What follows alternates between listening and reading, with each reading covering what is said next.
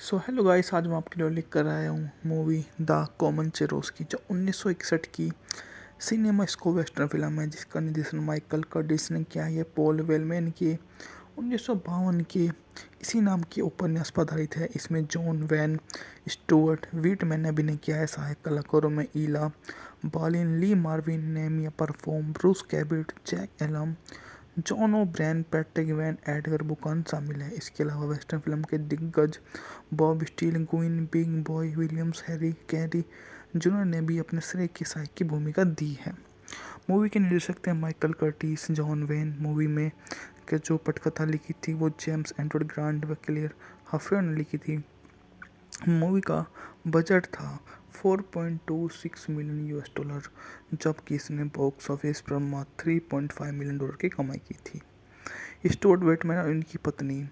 कथानक के बारे में बात की जाए तो गृह युद्ध से पहले न्यू ओरलियंस में दुष्ट जुआरी पाल रिगेट ने लुइसियाना के एक जज के बेटे एमिली पोवर को द्वंद्व युद्ध में मार डाला। रिगेट का कहना है कि उसका इरादा केवल बोवियर के हाथ में घाव करने का था, लेकिन बोवियर ने आखिरी समय में ऐसा करने से मना कर दिया। यह जानने के बाद बोवियर के पिता उसकी फांसी की मांग करेंगे। रिग्रेट राज्य से भागकर टेक्सास राज्य चला जाता है, लेकिन प्रत्यार्पण के लिए वंचित रहता है।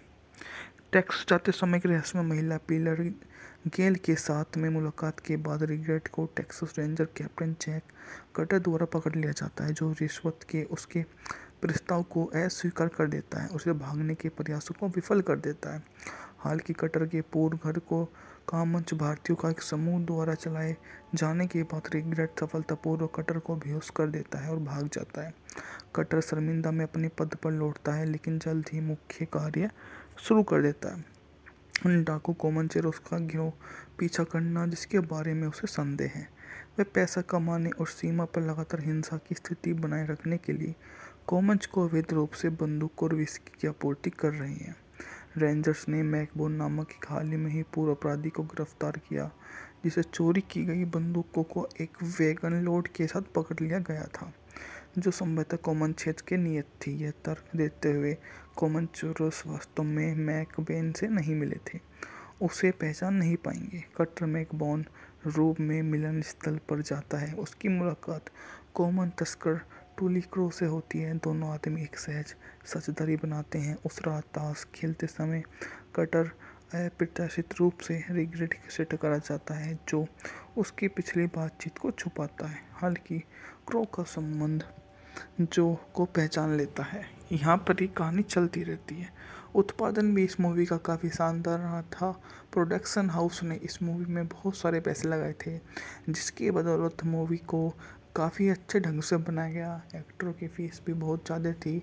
इस मूवी में जॉन वैन को लगभग $65,000 दिए गए, और जबकि सहायक कलाकारों को 20 से $25,000 के बीच में राशि दी गई। इसके बाद में वेल्समैन ने उपन्यास को स्क्रीन के लिए जॉर्ज स्टीवंस ने खरीदा था, जो जायंट के बाद निर्देशित करना चाहते थे। फिर उन्हें the dire of Anne Frank बनाने में दिलचस्पी हो गई, और उन्होंने फॉक्स को 3 लाख की फिल्म के अधिकार में बेच दिया। क्लेयर हैफर स्टूडियो के निर्माता चार्ल्स ब्रैकेट ने इसे रूपांतरित करने के लिए अनुबंधित किया, जिसमें गैरी कूपर मुख्य भूमिका में थे। कूपर ने सहकलार की भूमिका निभाने के लिए रॉबर्ट वैगनर को चुना था। कूपर की तबीयत खराब थी और 1961 की शुरुआत में डगलस हेयस को लेखक और निर्देशक के रूप में घोषित किया गया था। जॉन वैन और चार्ल्टन हेस्टन को स्टार के रूप में घोषित किया गया, लेकिन हेस्टन बाहर हो गए और उनकी जगह टॉम ट्रयान ने ले ली। फिर वे हेयस के साथ माइकल कर्टिस ने ले ली। फॉक्स ने वैन के नियमित लेखक जेम्स एडवर्ड ग्रांट से स्क्रिप्ट फिर से लिखवाई और बोला कि इसको दोबारा से लेके हम इस मूवी को दोबारा से देखेंगे कि इस मूवी को कैसे और अच्छे से बनाया जा सकता है। फिल्म के कुछ हिस्से जो शूटिंग थी वो लॉस एंजलिस में शूट की गई, जबकि मूवी का हाफ पार्ट ब्राज़ील में जाकर शूट किया गया। रिलीज के एक टाई इन डेल की कॉमिक बुक ने इस मूवी का रूपांतरण किया और इसको दोबारा से प्रकाशित किया। इस मूवी को बहुत अच्छी रेटिंग भी मिली। इसको वैरायटी पत्रिका ने 5 रेटिंग दी आउट ऑफ 6, जबकि और ने इसे 3 से 4 के मध्य रेटिंग दी।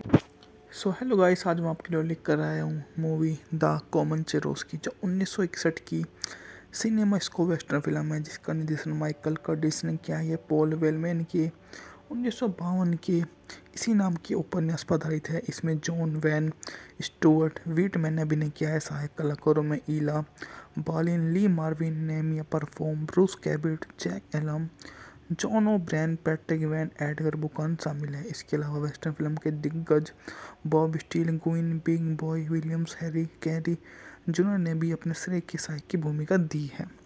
मूवी के निर्देशक थे Michael Curtis. John when movie में के जो पटकथा लिखी थी वो जेम्स एडवर्ड ग्रांट व क्लेयर हफेर ने लिखी थी।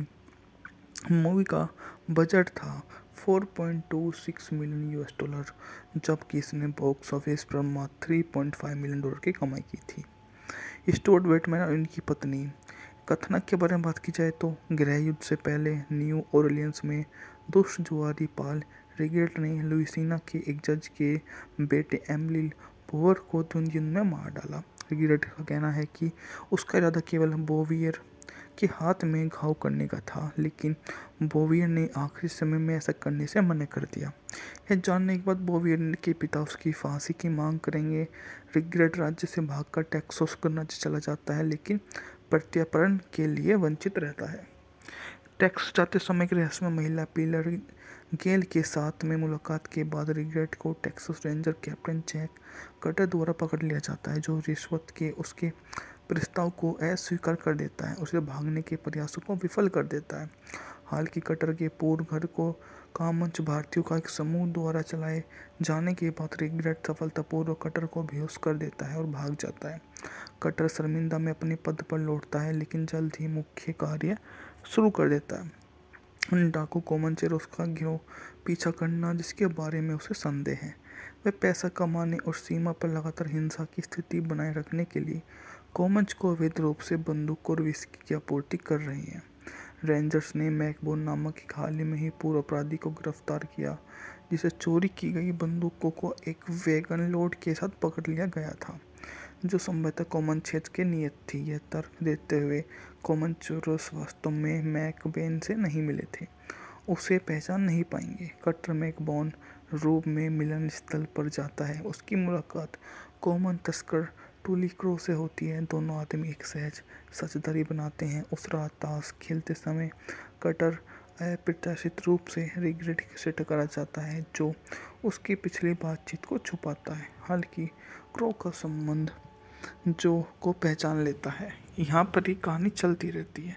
उत्पादन भी इस मूवी का काफ़ी शानदार रहा था। प्रोडक्शन हाउस ने इस मूवी में बहुत सारे पैसे लगाए थे, जिसकी बदौलत मूवी को काफ़ी अच्छे ढंग से बनाया गया। एक्टरों की फीस भी बहुत ज़्यादा थी।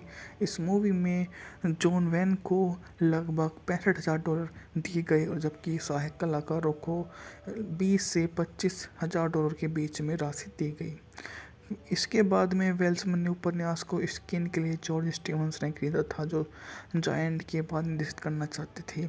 फिर उन्हें the dire of Anne Frank बनाने में दिलचस्पी हो गई, और उन्होंने फॉक्स को 3 लाख की फिल्म के अधिकार में बेच दिया। क्लेयर हैफर स्टूडियो के निर्माता चार्ल्स ब्रैकेट ने इसे रूपांतरित करने के लिए अनुबंधित किया, जिसमें गैरी कूपर मुख्य भूमिका में थे। कूपर ने सैकलार की भूमिका निभाने के लिए रॉबर्ट वैगनर को चुना था। कूपर की तबीयत खराब थी और 1961 की शुरुआत में डगलस हेयस को लेखक और निर्देशक के रूप में घोषित किया गया था। जॉन वैन और चार्ल्टन हेस्टन को स्टार के रूप में घोषित किया गया, लेकिन हेस्टन बाहर हो गए और उनकी जगह टॉम ट्रयान ने ले ली। फिर वे हेयस के साथ माइकल कर्टिस ने ले ली। फॉक्स ने वैन के नियमित लेखक जेम्स एडवर्ड ग्रांट से स्क्रिप्ट फिर से लिखवाई और बोला कि इसको दोबारा से लेके हम इस मूवी को दोबारा से देखेंगे कि इस मूवी को कैसे और अच्छे से बनाया जा सकता है। फिल्म के कुछ हिस्से जो शूटिंग थी वो लॉस एंजलिस में शूट की गई, जबकि मूवी का हाफ पार्ट ब्राज़ील में जाकर शूट किया गया। रिलीज के एक टाई इन डेल की कॉमिक बुक ने इस मूवी का रूपांतरण किया और इसको दोबारा से प्रकाशित किया। इस मूवी को बहुत अच्छी रेटिंग भी मिली। इसको वैरायटी पत्रिका ने 5 रेटिंग दी आउट ऑफ 6, जबकि और ने इसे 3 से 4 के मध्य रेटिंग दी। सो हेलो गाइस, आज मैं आपके लिए लेकर आया हूँ मूवी द कोमनचेरोस्की, जो 1961 की सिनेमास्कोप वेस्टर्न फिल्म है, जिसका निर्देशन माइकल कर्टिस ने किया है। ये पॉल वेलमैन की 1952 के इसी नाम के उपन्यास पर आधारित है। इसमें जॉन वैन स्टुअर्ट व्हिटमैन ने अभिनय किया है। सहायक कलाकारों में Ina Balin, Lee Marvin, Nehemiah परफॉर्म, Bruce Cabot, Jack Elam, John O'Brien, Patrick Wayne, Edgar Buchanan शामिल है। इसके अलावा वेस्टर्न फिल्म के दिग्गज Bob Steele, Guinn, Big Boy Williams, Harry Carey junior ने भी अपने श्रेय की सहायक की भूमिका दी है। मूवी के निर्देशक थे Michael Curtis. John when movie में के जो पटकथा लिखी थी वो जेम्स एडवर्ड ग्रांट व क्लेयर हफर ने लिखी थी।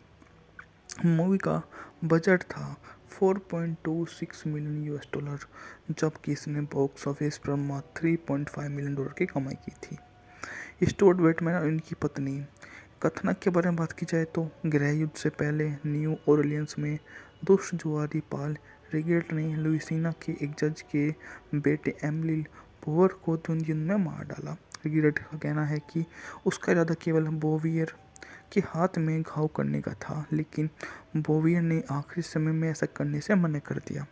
यह जानने के बाद बोवियर के पिता उसकी फांसी की मांग करेंगे। रिगेट राज्य से भागकर टेक्सास करना चला जाता है, लेकिन प्रत्यार्पण के लिए वंचित रहता है। टेक्सास जाते समय की रहस्यमय महिला पिलर गेल के साथ में मुलाकात के बाद रिगेट को Texas Ranger Captain Jack Cutter द्वारा पकड़ लिया जाता है, जो रिश्वत के उसके प्रस्ताव को अस्वीकार कर देता है। उसे भागने के प्रयासों को विफल कर देता है। हालांकि कटर के पूर्व घर को कामंच भारतीयों का एक समूह द्वारा चलाए जाने के बाद रिगेट सफलतापूर्वक कटर को बेहोश कर देता है और भाग जाता है। कटर शर्मिंदा में अपने पद पर लौटता है, लेकिन जल्द ही मुख्य कार्य शुरू कर देता है। डाकू कोमनचेरोस्की का गिरोह पीछा करना, जिसके बारे में उसे संदेह है। वे पैसा कमाने और सीमा पर लगातार हिंसा की स्थिति बनाए रखने के लिए कोमंच को अवैध रूप से बंदूक और विस्की की आपूर्ति कर रहे हैं। रेंजर्स ने मैकबोन नामक एक हाल ही में ही पूर्व अपराधी को गिरफ्तार किया, जिसे चोरी की गई बंदूकों को एक वैगन लोड के साथ पकड़ लिया गया था, जो संभवतः कोमन क्षेत्र के नियत थी। यह तर्क देते हुए कोमनचेरोस वास्तव में मैकबेन से नहीं मिले थे, उसे पहचान नहीं पाएंगे। कटर मैकबोन रूप में मिलन स्थल पर जाता है। उसकी मुलाकात कोमन तस्कर टूली क्रो से होती है। दोनों आदमी एक सहज साझेदारी बनाते हैं। उस रात ताश खेलते समय कटर अप्रत्याशित रूप से रिगेट से टकरा जाता है, जो उसकी पिछली बातचीत को छुपाता है। हालांकि क्रो का संबंध जो को पहचान लेता है। यहाँ पर ही कहानी चलती रहती है। उत्पादन भी इस मूवी का काफ़ी शानदार रहा था। प्रोडक्शन हाउस ने इस मूवी में बहुत सारे पैसे लगाए थे, जिसकी बदौलत मूवी को काफ़ी अच्छे ढंग से बनाया गया। एक्टरों की फीस भी बहुत ज़्यादा थी। इस मूवी में जॉन वैन को लगभग $65,000 दिए गए, और जबकि सहायक कलाकारों को 20 से $25,000 के बीच में राशि दी गई। इसके बाद में वेल्समैन ने उपन्यास को स्क्रीन के लिए जॉर्ज स्टीवंस ने खरीदा था, जो जायंट के बाद निर्देशित करना चाहते थे। फिर उन्हें the dire of Anne Frank बनाने में दिलचस्पी हो गई, और उन्होंने फॉक्स को 3 लाख की फिल्म के अधिकार में बेच दिया। क्लेयर हैफर स्टूडियो के निर्माता चार्ल्स ब्रैकेट ने इसे रूपांतरित करने के लिए अनुबंधित किया, जिसमें गैरी कूपर मुख्य भूमिका में थे। कूपर ने सैकलार की भूमिका निभाने के लिए रॉबर्ट वैगनर को चुना था। कूपर की तबीयत खराब थी और 1961 की शुरुआत में डगलस हैस को लेखक और निर्देशक के रूप में घोषित किया गया था। जॉन वैन और चार्ल्टन हेस्टन को स्टार के रूप में घोषित किया गया, लेकिन हेस्टन बाहर हो गए और उनकी जगह टॉम ट्रयान ने ले ली। फिर वे हैस के साथ माइकल कर्टिस ने ले ली। फॉक्स ने वैन के नियमित लेखक जेम्स एडवर्ड ग्रांट से स्क्रिप्ट फिर से लिखवाई और बोला कि इसको दोबारा से लेके हम इस मूवी को दोबारा से देखेंगे कि इस मूवी को कैसे और अच्छे से बनाया जा सकता है। फिल्म के कुछ हिस्से जो शूटिंग थी वो लॉस एंजलिस में शूट की गई, जबकि मूवी का हाफ पार्ट ब्राज़ील में जाकर शूट किया गया। रिलीज के एक टाइड इन डेल की कॉमिक बुक ने इस मूवी का रूपांतरण किया और इसको दोबारा से प्रकाशित किया। इस मूवी को बहुत अच्छी रेटिंग भी मिली। इसको वैरायटी पत्रिका ने 5 रेटिंग दी आउट ऑफ 6, जबकि और ने इसे 3 से 4 के मध्य रेटिंग दी। सो हेलो गाइस, आज मैं आपके लिए लेकर आया हूँ मूवी द कोमनचेरोस्की, जो 1961 की सिनेमा स्को वेस्टर्न फिल्म है, जिसका निर्देशन माइकल कर्टिस ने किया है। ये पॉल वेलमैन की 1952 की इसी नाम के उपन्यास पर आधारित है। इसमें जॉन वैन स्टुअर्ट व्हिटमैन ने अभिनय किया है। सहायक कलाकारों में Ina Balin, Lee Marvin, Nehemiah परफॉर्म, Bruce Cabot, Jack Elam, John O'Brien, Patrick Wayne, Edgar Buchanan शामिल है। इसके अलावा वेस्टर्न फिल्म के दिग्गज Bob Steele, Guinn, Big Boy Williams, Harry Carey junior ने भी अपने श्रेय की सहायक की भूमिका दी है। मूवी के निर्देशक थे Michael Curtis. John when movie में के जो पटकथा लिखी थी वो जेम्स एडवर्ड ग्रांट व क्लेयर हफेर ने लिखी थी। मूवी का बजट था 4.26 मिलियन यूएस डॉलर, जबकि इसने बॉक्स ऑफिस पर मात्र 3.5 मिलियन डॉलर की कमाई की थी। स्टुअर्ट व्हिटमैन और उनकी पत्नी।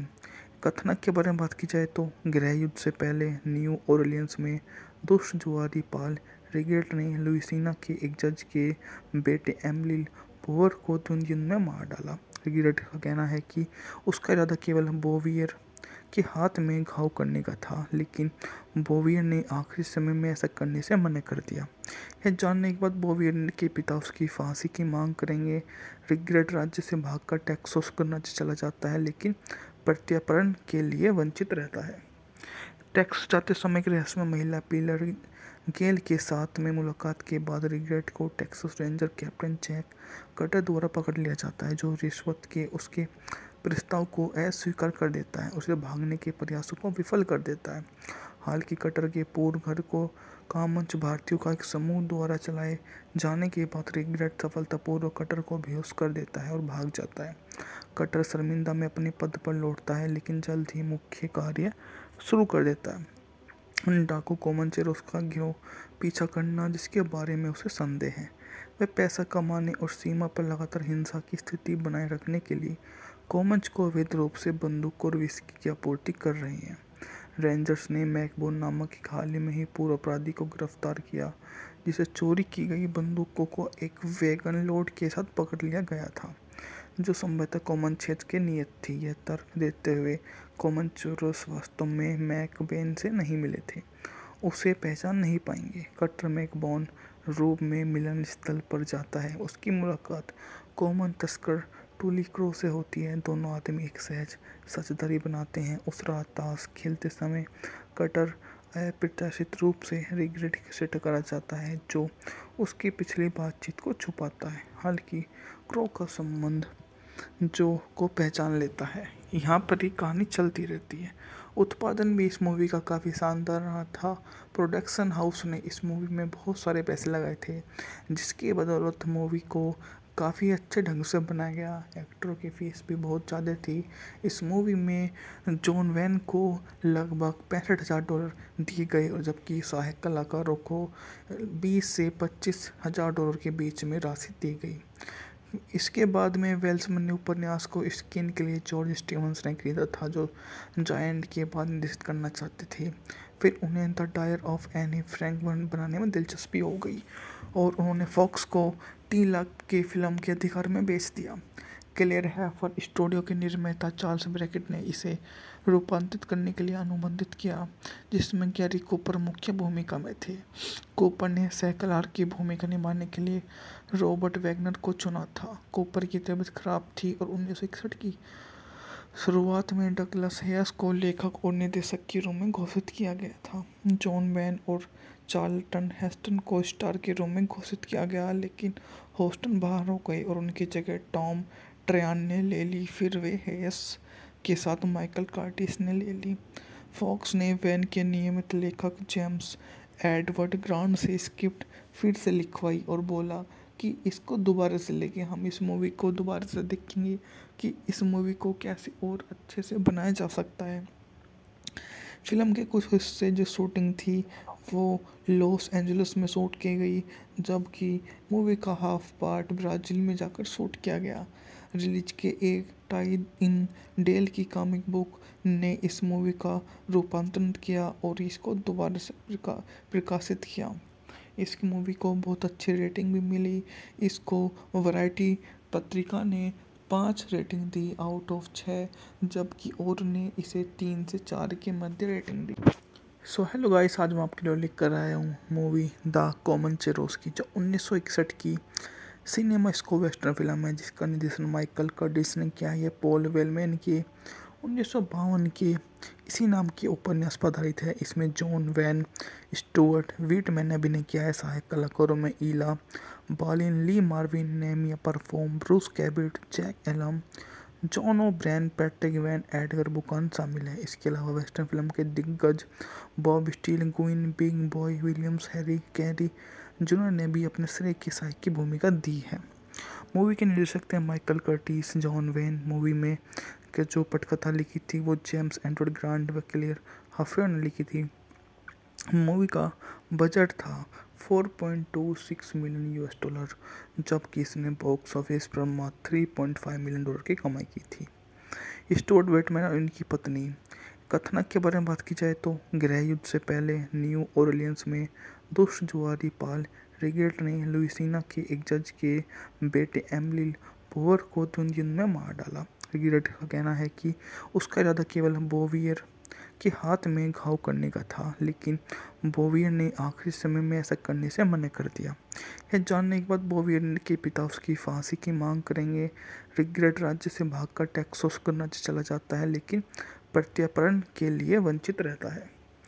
टेक्सास जाते समय की रहस्यमय महिला पिलर गेल के साथ में मुलाकात के बाद रिगेट को Texas Ranger Captain Jack Cutter द्वारा पकड़ लिया जाता है, जो रिश्वत के उसके प्रस्ताव को अस्वीकार कर देता है। उसे भागने के प्रयासों को विफल कर देता है। हालांकि कटर के पूर्व घर को कामंच भारतीयों का एक समूह द्वारा चलाए जाने के बाद रिगेट सफलतापूर्वक कटर को बेहोश कर देता है और भाग जाता है। कटर शर्मिंदा में अपने पद पर लौटता है, लेकिन जल्द ही मुख्य कार्य शुरू कर देता है। डाकू कोमनचेरोस्की का गिरोह पीछा करना, जिसके बारे में उसे संदेह है। वे पैसा कमाने और सीमा पर लगातार हिंसा की स्थिति बनाए रखने के लिए कोमंच को अवैध रूप से बंदूक और विस्की की आपूर्ति कर रहे हैं। रेंजर्स ने मैकबोन नामक एक हाल ही में ही पूर्व अपराधी को गिरफ्तार किया, जिसे चोरी की गई बंदूकों को एक वैगन लोड के साथ पकड़ लिया गया था, जो संभवतः कोमन क्षेत्र की नियत थी। यह तर्क देते हुए कोमनचेरोस वास्तव में मैकबेन से नहीं मिले थे, उसे पहचान नहीं पाएंगे। कटर मैकबोन रूप में मिलन स्थल पर जाता है। उसकी मुलाकात कोमन तस्कर टूली क्रो से होती है। दोनों आदमी एक सहज साझेदारी बनाते हैं। उस रात ताश खेलते समय कटर अप्रत्याशित रूप से रिगेट से टकरा जाता है, जो उसकी पिछली बातचीत को छुपाता है। हालांकि क्रो का संबंध जो को पहचान लेता है। यहाँ पर ही कहानी चलती रहती है। उत्पादन भी इस मूवी का काफ़ी शानदार रहा था। प्रोडक्शन हाउस ने इस मूवी में बहुत सारे पैसे लगाए थे, जिसकी बदौलत मूवी को काफ़ी अच्छे ढंग से बनाया गया। एक्टरों की फीस भी बहुत ज़्यादा थी। इस मूवी में जॉन वैन को लगभग $65,000 दिए गए, और जबकि सहायक कलाकारों को 20 से $25,000 के बीच में राशि दी गई। इसके बाद में वेल्समैन ने उपन्यास को स्क्रीन के लिए जॉर्ज स्टीवंस ने खरीदा था, जो जायंट के बाद निर्देशित करना चाहते थे। फिर उन्हें the dire of Anne Frank बनाने में दिलचस्पी हो गई और उन्होंने फॉक्स को 3 लाख की फिल्म के अधिकार में बेच दिया। क्लेयर हैफर स्टूडियो के निर्माता चार्ल्स ब्रैकेट ने इसे रूपांतरित करने के लिए अनुबंधित किया, जिसमें गैरी कूपर मुख्य भूमिका में थे। कूपर ने सैकलार की भूमिका निभाने के लिए रॉबर्ट वैगनर को चुना था। कूपर की तबीयत खराब थी और 1961 की शुरुआत में डगलस हैस को लेखक और निर्देशक के रूप में घोषित किया गया था। जॉन वैन और चार्ल्टन हेस्टन को स्टार के रूप में घोषित किया गया, लेकिन हेस्टन बाहर हो गए और उनकी जगह टॉम ट्रयान ने ले ली। फिर वे हैस के साथ माइकल कर्टिस ने ले ली। फॉक्स ने वैन के नियमित लेखक जेम्स एडवर्ड ग्रांट से स्क्रिप्ट फिर से लिखवाई और बोला कि इसको दोबारा से लेके हम इस मूवी को दोबारा से देखेंगे कि इस मूवी को कैसे और अच्छे से बनाया जा सकता है। फिल्म के कुछ हिस्से जो शूटिंग थी वो लॉस एंजलिस में शूट की गई, जबकि मूवी का हाफ पार्ट ब्राज़ील में जाकर शूट किया गया। रिलीज के एक टाई इन डेल की कॉमिक बुक ने इस मूवी का रूपांतरण किया और इसको दोबारा से प्रकाशित किया। इस मूवी को बहुत अच्छी रेटिंग भी मिली। इसको वैरायटी पत्रिका ने 5 रेटिंग दी आउट ऑफ 6, जबकि और ने इसे 3 से 4 के मध्य रेटिंग दी।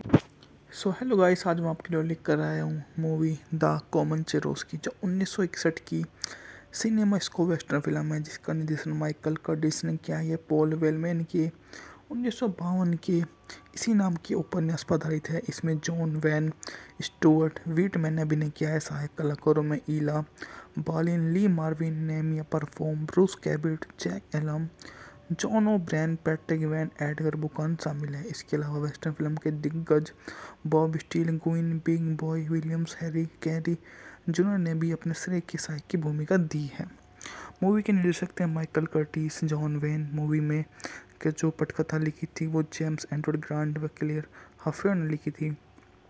मूवी का बजट था 4.26 मिलियन यूएस डॉलर, जबकि इसने बॉक्स ऑफिस पर मात्र 3.5 मिलियन डॉलर की कमाई की थी। स्टुअर्ट व्हिटमैन और उनकी पत्नी।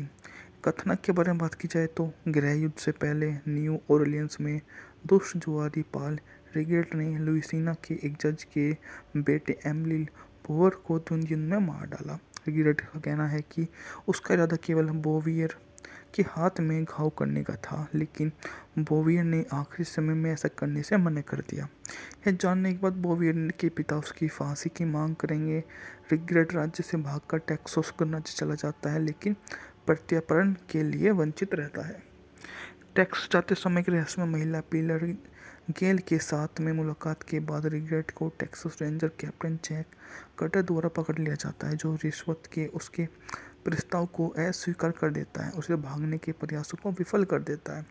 हालांकि कटर के पूर्व घर को कामंच भारतीयों का एक समूह द्वारा चलाए जाने के बाद रिगेट सफलतापूर्वक कटर को बेहोश कर देता है और भाग जाता है। कटर शर्मिंदा में अपने पद पर लौटता है, लेकिन जल्द ही मुख्य कार्य शुरू कर देता है। डाकू कोमनचेरोस्की का गिरोह पीछा करना, जिसके बारे में उसे संदेह है। वे पैसा कमाने और सीमा पर लगातार हिंसा की स्थिति बनाए रखने के लिए कोमंच को अवैध रूप से बंदूक और विस्की की आपूर्ति कर रहे हैं।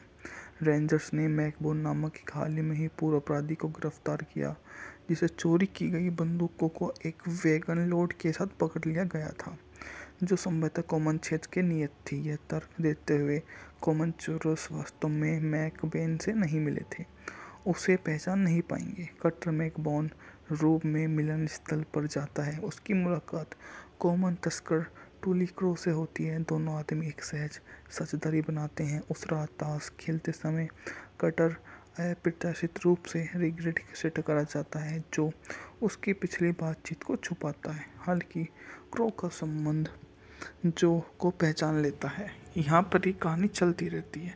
उत्पादन भी इस मूवी का काफ़ी शानदार रहा था। प्रोडक्शन हाउस ने इस मूवी में बहुत सारे पैसे लगाए थे, जिसकी बदौलत मूवी को काफ़ी अच्छे ढंग से बनाया गया। एक्टरों की फीस भी बहुत ज़्यादा थी। इस मूवी में जॉन वैन को लगभग $65,000 दिए गए, और जबकि सहायक कलाकारों को 20 से 25,000 डॉलर के बीच में राशि दी गई। इसके बाद में वेल्समैन ने उपन्यास को स्क्रीन के लिए जॉर्ज स्टीवंस ने खरीदा था, जो जायंट के बाद निर्देशित करना चाहते थे। फिर उन्हें the dire of Anne Frank बनाने में दिलचस्पी हो गई और उन्होंने फॉक्स को 3 लाख के फिल्म के अधिकार में बेच दिया। क्लेयर हैफर स्टूडियो के निर्माता चार्ल्स ब्रैकेट ने इसे रूपांतरित करने के लिए अनुबंधित किया, जिसमें गैरी कूपर मुख्य भूमिका में थे। कूपर ने सैकलार की भूमिका निभाने के लिए रॉबर्ट वैगनर को चुना था। कूपर की तबीयत खराब थी और 1961 की शुरुआत में डगलस हैस को लेखक और निर्देशक के रूप में घोषित किया गया था। जॉन वैन और चार्ल्टन हेस्टन को स्टार के रूप में घोषित किया गया, लेकिन हेस्टन बाहर हो गए और उनकी जगह टॉम ट्रयान ने ले ली। फिर वे हैस के साथ माइकल कर्टिस ने ले ली। फॉक्स ने वैन के नियमित लेखक जेम्स एडवर्ड ग्रांट से स्क्रिप्ट फिर से लिखवाई और बोला कि इसको दोबारा से लेके हम इस मूवी को दोबारा से देखेंगे कि इस मूवी को कैसे और अच्छे से बनाया जा सकता है। फिल्म के कुछ हिस्से जो शूटिंग थी वो लॉस एंजलिस में शूट की गई, जबकि मूवी का हाफ पार्ट ब्राज़ील में जाकर शूट किया गया। रिलीज के एक टाई इन डेल की कॉमिक बुक ने इस मूवी का रूपांतरण किया और इसको दोबारा से प्रकाशित किया। इस मूवी को बहुत अच्छी रेटिंग भी मिली। इसको वैरायटी पत्रिका ने 5 रेटिंग दी आउट ऑफ 6, जबकि और ने इसे 3 से 4 के मध्य रेटिंग दी। सो हेलो गाइस, आज मैं आपके लिए लिख कर आया हूँ मूवी द कोमनचेरोस्की, जो 1961 की सिनेमा स्कोप वेस्टर्न फिल्म है, जिसका निर्देशन माइकल कर्टिस ने किया है। पॉल वेलमैन की 1952 के इसी नाम के उपन्यास पर आधारित है। इसमें जॉन वैन स्टुअर्ट व्हिटमैन ने अभिनय किया है। सहायक कलाकारों में Ina Balin, Lee Marvin, Nehemiah परफॉर्म, Bruce Cabot, Jack Elam, John O'Brien, Patrick Wayne, Edgar Buchanan शामिल है। इसके अलावा वेस्टर्न फिल्म के दिग्गज Bob Steele, Guinn, Big Boy Williams, Harry Carey junior ने भी अपने श्रेय की सहायक की भूमिका दी है। मूवी के निर्देशक थे Michael Curtis. John when movie में के जो पटकथा लिखी थी वो जेम्स एडवर्ड ग्रांट व क्लेयर हफेर ने लिखी थी। मूवी का बजट था 4.26 मिलियन यूएस डॉलर, जबकि इसने बॉक्स ऑफिस पर मात्र 3.5 मिलियन डॉलर की कमाई की थी। स्टुअर्ट व्हिटमैन और उनकी पत्नी।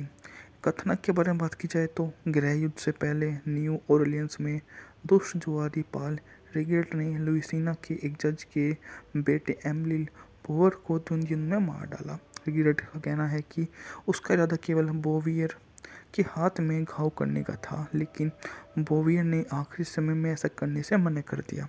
यह जानने के बाद बोवियर के पिता उसकी फांसी की मांग करेंगे। रिगेट राज्य से भागकर टेक्सास करना चला जाता है, लेकिन प्रत्यार्पण के लिए वंचित रहता है। टेक्सास जाते समय की रहस्यमय महिला पिलर गेल के साथ में मुलाकात के बाद रिगेट को Texas Ranger Captain Jack Cutter द्वारा पकड़ लिया जाता है, जो रिश्वत के उसके प्रस्ताव को अस्वीकार कर देता है, उसे भागने के प्रयासों को विफल कर देता है। हालांकि कटर के पूर्व घर को कामंच भारतीयों का एक समूह द्वारा चलाए जाने के बाद रिगेट सफलतापूर्वक कटर को बेहोश कर देता है और भाग जाता है। कटर शर्मिंदा में अपने पद पर लौटता है, लेकिन जल्द ही मुख्य कार्य शुरू कर देता है। डाकू कोमनचेरोस्की का गिरोह पीछा करना, जिसके बारे में उसे संदेह है। वे पैसा कमाने और सीमा पर लगातार हिंसा की स्थिति बनाए रखने के लिए कोमंच को अवैध रूप से बंदूक और विस्की की आपूर्ति कर रहे हैं। रेंजर्स ने मैकबोन नामक एक हाल ही में ही पूर्व अपराधी को गिरफ्तार किया, जिसे चोरी की गई बंदूकों को एक वैगन लोड के साथ पकड़ लिया गया था, जो संभवतः कोमन क्षेत्र के नियत थी। यह तर्क देते हुए कोमनचेरोस वास्तव में मैकबेन से नहीं मिले थे, उसे पहचान नहीं पाएंगे। कटर मैकबोन रूप में मिलन स्थल पर जाता है। उसकी मुलाकात कोमन तस्कर टूली क्रो से होती है। दोनों आदमी एक सहज साझेदारी बनाते हैं। उस रात ताश खेलते समय कटर अप्रत्याशित रूप से रिगेट से टकरा जाता है, जो उसकी पिछली बातचीत को छुपाता है। हालांकि क्रो का संबंध जो को पहचान लेता है। यहाँ पर ही कहानी चलती रहती है। उत्पादन भी इस मूवी का काफ़ी शानदार रहा था। प्रोडक्शन हाउस ने इस मूवी में बहुत सारे पैसे लगाए थे, जिसकी बदौलत मूवी को काफ़ी अच्छे ढंग से बनाया गया। एक्टरों की फीस भी बहुत ज़्यादा थी। इस मूवी में जॉन वैन को लगभग $65,000 दिए गए, और जबकि सहायक कलाकारों को 20 से $25,000 के बीच में राशि दी गई। इसके बाद में वेल्समैन ने उपन्यास को स्क्रीन के लिए जॉर्ज स्टीवंस ने खरीदा था, जो जायंट के बाद निर्देशित करना चाहते थे। फिर उन्हें the dire of Anne Frank बनाने में दिलचस्पी हो गई और उन्होंने फॉक्स को 3 लाख के फिल्म के अधिकार में बेच दिया। क्लेयर हैफर स्टूडियो के निर्माता चार्ल्स ब्रैकेट ने इसे रूपांतरित करने के लिए अनुबंधित किया, जिसमें गैरी कूपर मुख्य भूमिका में थे। कूपर ने सैकलार की भूमिका निभाने के लिए रॉबर्ट वैगनर को चुना था। कूपर की तबीयत खराब थी और 1961 की शुरुआत में डगलस हैस को लेखक और निर्देशक के रूप में घोषित किया गया था। जॉन वैन और चार्ल्टन हेस्टन को स्टार के रूप में घोषित किया गया, लेकिन हेस्टन बाहर हो गए और उनकी जगह टॉम ट्रयान ने ले ली। फिर वे हैस के साथ माइकल कर्टिस ने ले ली। फॉक्स ने वैन के नियमित लेखक जेम्स एडवर्ड ग्रांट से स्क्रिप्ट फिर से लिखवाई और बोला कि इसको दोबारा से लेके हम इस मूवी को दोबारा से देखेंगे कि इस मूवी को कैसे और अच्छे से बनाया जा सकता है। फिल्म के कुछ हिस्से जो शूटिंग थी वो लॉस एंजलिस में शूट की गई, जबकि मूवी का हाफ पार्ट ब्राज़ील में जाकर शूट किया गया। रिलीज के एक टाई इन डेल की कॉमिक बुक ने इस मूवी का रूपांतरण किया और इसको दोबारा से प्रकाशित किया। इस मूवी को बहुत अच्छी रेटिंग भी मिली। इसको वैरायटी पत्रिका ने 5 रेटिंग दी आउट ऑफ 6, जबकि और ने इसे 3 से 4 के मध्य रेटिंग दी। सो हेलो गाइस, आज मैं आपके लिए लेकर आया हूँ मूवी द कोमनचेरोस्की, जो 1961 की सिनेमा स्को वेस्टर्न फिल्म है, जिसका निर्देशन माइकल कर्टिस ने किया है। पॉल वेलमैन की 1952 के इसी नाम के उपन्यास पर आधारित है। इसमें जॉन वैन स्टुअर्ट व्हिटमैन ने अभिनय किया है। सहायक कलाकारों में Ina Balin, Lee Marvin, Nehemiah परफॉर्म, Bruce Cabot, Jack Elam, John O'Brien, Patrick Wayne, Edgar Buchanan शामिल है। इसके अलावा वेस्टर्न फिल्म के दिग्गज Bob Steele, Guinn, Big Boy Williams, Harry Carey junior ने भी अपने श्रेय की सहायक की भूमिका दी है। मूवी के निर्देशक थे Michael Curtis. John when movie में के जो पटकथा लिखी थी वो जेम्स एडवर्ड ग्रांट व क्लेयर हफेयर ने लिखी थी। मूवी का बजट था 4.26 मिलियन यूएस डॉलर, जबकि इसने बॉक्स ऑफिस पर मात्र 3.5 मिलियन डॉलर की कमाई की थी। स्टुअर्ट व्हिटमैन और उनकी पत्नी। कथानक के बारे में बात की जाए तो गृह युद्ध से पहले न्यू ऑरलियंस में दुष्ट जुआरी पाल रिगेट ने लुइसियाना के एक जज के बेटे एमिली बोवर को द्वंद्व युद्ध में मार डाला। रिगेट का कहना है कि उसका इरादा केवल बोवियर के हाथ में घाव करने का था, लेकिन बोवियर ने आखिरी समय में ऐसा करने से मना कर दिया। यह जानने के बाद बोवियर के पिता उसकी फांसी की मांग करेंगे। रिगेट राज्य से भागकर टेक्सास को राज्य चला जाता है, लेकिन प्रत्यार्पण के लिए वंचित रहता है। टेक्सास जाते समय की रहस्यमय महिला पिलर गेल के साथ में मुलाकात के बाद रिगेट को Texas Ranger Captain Jack Cutter द्वारा पकड़ लिया जाता है, जो रिश्वत के उसके प्रस्ताव को अस्वीकार कर देता है। उसे भागने के प्रयासों को विफल कर देता है। हालांकि कटर के पूर्व घर को कामंच भारतीयों का एक समूह द्वारा चलाए जाने के बाद रिगेट सफलतापूर्वक कटर को बेहोश कर देता है और भाग जाता है। कटर शर्मिंदा में अपने पद पर लौटता है, लेकिन जल्द ही मुख्य कार्य शुरू कर देता है। डाकू कोमनचेरोस्की का गिरोह पीछा करना, जिसके बारे में उसे संदेह है। वे पैसा कमाने और सीमा पर लगातार हिंसा की स्थिति बनाए रखने के लिए कोमंच को अवैध रूप से बंदूक और विस्की की आपूर्ति कर रहे हैं। रेंजर्स ने मैकबोन नामक एक हाल ही में ही पूर्व अपराधी को गिरफ्तार किया, जिसे चोरी की गई बंदूकों को एक वैगन लोड के साथ पकड़ लिया गया था, जो संभवतः कॉमन क्षेत्र के नियत थी। यह तर्क देते हुए कोमनचेरोस वास्तव में मैकबेन से नहीं मिले थे, उसे पहचान नहीं पाएंगे। कटर मैकबोन रूप में मिलन स्थल पर जाता है। उसकी मुलाकात कॉमन तस्कर टूली क्रो से होती है। दोनों आदमी एक सहज साझेदारी बनाते हैं। उस रात ताश खेलते समय कटर अप्रत्याशित रूप से रिगेट से टकरा जाता है, जो उसकी पिछली बातचीत को छुपाता है। हालांकि क्रो का संबंध जो को पहचान लेता है। यहाँ पर ही कहानी चलती रहती है। उत्पादन भी इस मूवी का काफ़ी शानदार रहा था। प्रोडक्शन हाउस ने इस मूवी में बहुत सारे पैसे लगाए थे, जिसकी बदौलत मूवी को काफ़ी अच्छे ढंग से बनाया गया। एक्टरों की फ़ीस भी बहुत ज़्यादा थी। इस मूवी में जॉन वैन को लगभग $65,000 दिए गए, और जबकि सहायक कलाकारों को 20 से 25,000 डॉलर के बीच में राशि दी गई। इसके बाद में वेल्समैन ने उपन्यास को स्क्रीन के लिए जॉर्ज स्टीवंस ने खरीदा था, जो जायंट के बाद निर्देशित करना चाहते थे। फिर उन्हें the dire of Anne Frank बनाने में दिलचस्पी हो गई और उन्होंने फॉक्स को 3 लाख की फिल्म के अधिकार में बेच दिया। क्लेयर हैफर स्टूडियो के निर्माता चार्ल्स ब्रैकेट ने इसे रूपांतरित करने के लिए अनुबंधित किया, जिसमें गैरी कूपर मुख्य भूमिका में थे। कूपर ने सैकलार की भूमिका निभाने के लिए रॉबर्ट वैगनर को चुना था। कूपर की तबीयत खराब थी और 1961 की शुरुआत में डगलस हैस को लेखक और निर्देशक के रूप में घोषित किया गया था। जॉन वैन और चार्ल्टन हेस्टन को स्टार के रूप में घोषित किया गया, लेकिन हेस्टन बाहर हो गए और उनकी जगह टॉम ट्रयान ने ले ली। फिर वे हैस के साथ माइकल कर्टिस ने ले ली। फॉक्स ने वैन के नियमित लेखक जेम्स एडवर्ड ग्रांट से स्क्रिप्ट फिर से लिखवाई और बोला कि इसको दोबारा से लेके हम इस मूवी को दोबारा से देखेंगे कि इस मूवी को कैसे और अच्छे से बनाया जा सकता है। फिल्म के कुछ हिस्से जो शूटिंग थी वो लॉस एंजलिस में शूट की गई, जबकि मूवी का हाफ पार्ट ब्राज़ील में जाकर शूट किया गया। रिलीज के एक टाई इन डेल की कॉमिक बुक ने इस मूवी का रूपांतरण किया और इसको दोबारा से प्रकाशित किया। इस मूवी को बहुत अच्छी रेटिंग भी मिली। इसको वैरायटी पत्रिका ने 5 रेटिंग दी आउट ऑफ 6, जबकि और ने इसे 3 से 4 के मध्य रेटिंग दी। सो हेलो गाइस, आज मैं आपके लिए लेकर आया हूँ मूवी द कोमनचेरोस की, जो 1961 की सिनेमा स्को वेस्टर्न फिल्म है, जिसका निर्देशन माइकल कर्टिस ने किया है। ये पॉल वेलमैन की 1952 के इसी नाम के उपन्यास पर आधारित है। इसमें जॉन वैन स्टुअर्ट व्हिटमैन ने अभिनय किया है। सहायक कलाकारों में Ina Balin, Lee Marvin, Nehemiah परफॉर्म, Bruce Cabot, Jack Elam, John O'Brien, Patrick Wayne, Edgar Buchanan शामिल है। इसके अलावा वेस्टर्न फिल्म के दिग्गज Bob Steele, Guinn, Big Boy Williams, Harry Carey junior ने भी अपने श्रेय की सहायक की भूमिका दी है। मूवी के निर्देशक थे Michael Curtis. John when movie में के जो पटकथा लिखी थी वो जेम्स एडवर्ड ग्रांट व क्लेयर हफेयर ने लिखी थी। मूवी का बजट था 4.26 मिलियन यूएस डॉलर, जबकि इसने बॉक्स ऑफिस पर मात्र 3.5 मिलियन डॉलर की कमाई की थी। स्टुअर्ट व्हिटमैन और इनकी पत्नी।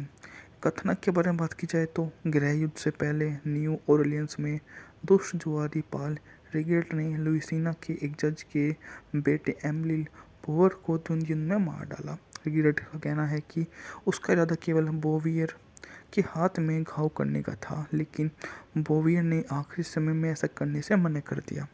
यह जानने के बाद बोवियर के पिता उसकी फांसी की मांग करेंगे।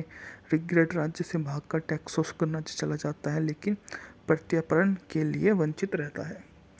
टेक्सास जाते समय की रहस्यमय महिला पिलर गेल के साथ में मुलाकात के बाद रिगेट को Texas Ranger Captain Jack Cutter द्वारा पकड़ लिया जाता है, जो रिश्वत के उसके प्रस्ताव को अस्वीकार कर देता है, उसे भागने के प्रयासों को विफल कर देता है। हालांकि कटर के पूर्व घर को कामंच भारतीयों का एक समूह द्वारा चलाए जाने के बाद रिगेट सफलतापूर्वक कटर को बेहोश कर देता है और भाग जाता है। कटर शर्मिंदा में अपने पद पर लौटता है, लेकिन जल्द ही मुख्य कार्य शुरू कर देता है। डाकू कोमनचेरोस का गिरोह पीछा करना, जिसके बारे में उसे संदेह है।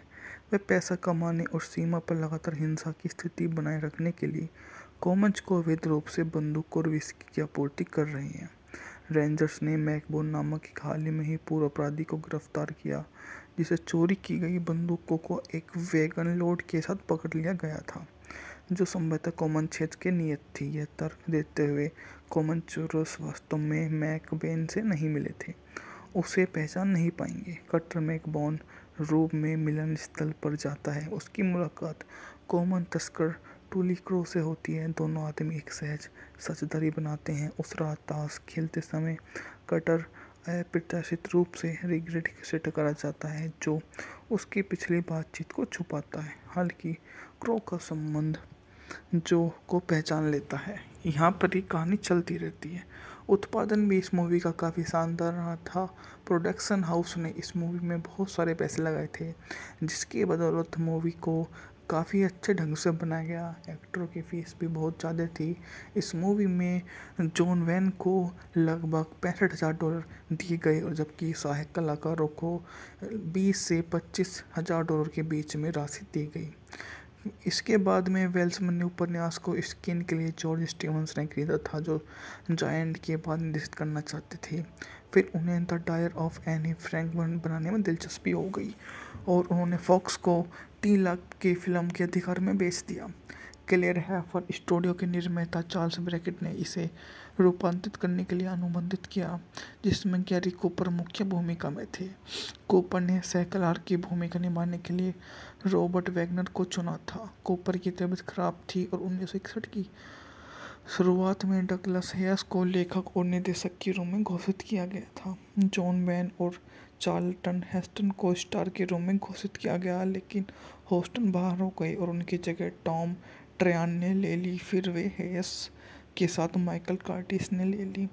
फॉक्स ने वैन के नियमित लेखक जेम्स एडवर्ड ग्रांट से स्क्रिप्ट फिर से लिखवाई और बोला कि इसको दोबारा से लेके हम इस मूवी को दोबारा से देखेंगे कि इस मूवी को कैसे और अच्छे से बनाया जा सकता है। फिल्म के कुछ हिस्से जो शूटिंग थी वो लॉस एंजलिस में शूट की गई, जबकि मूवी का हाफ पार्ट ब्राज़ील में जाकर शूट किया गया।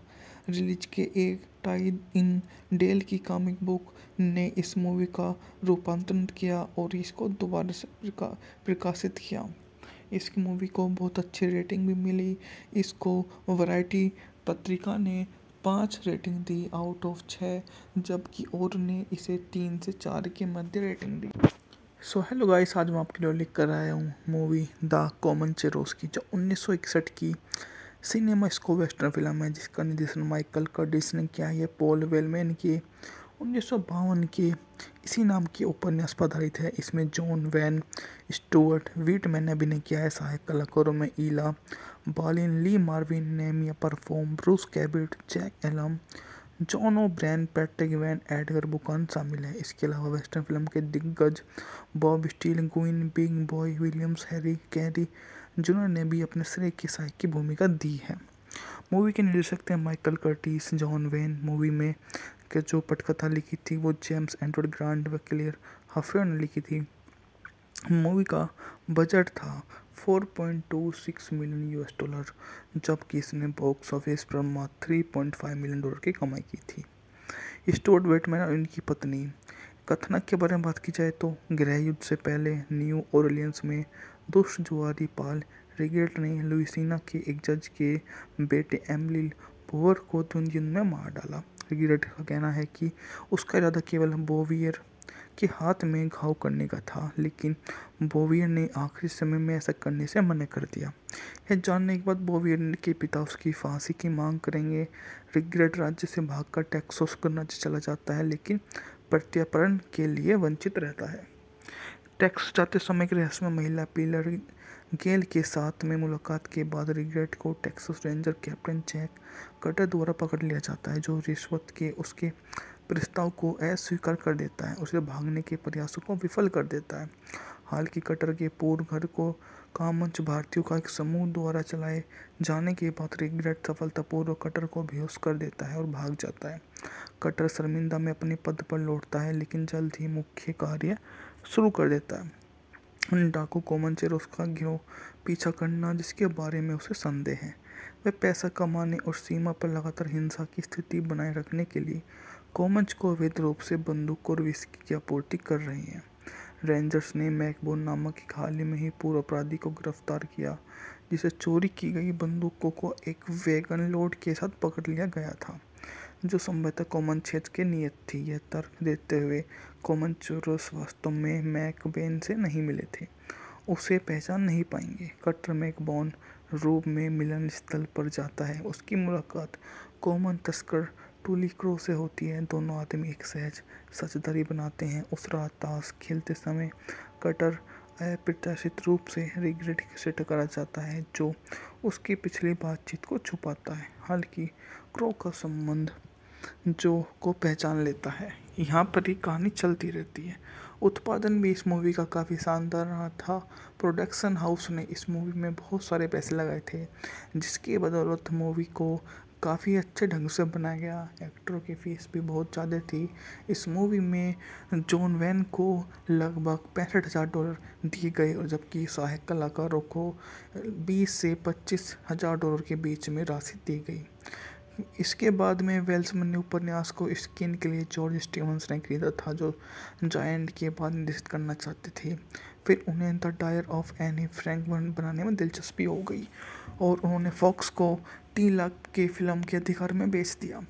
क्लेयर हैफर स्टूडियो के निर्माता चार्ल्स ब्रैकेट ने इसे रूपांतरित करने के लिए अनुबंधित किया, जिसमें गैरी कूपर मुख्य भूमिका में थे।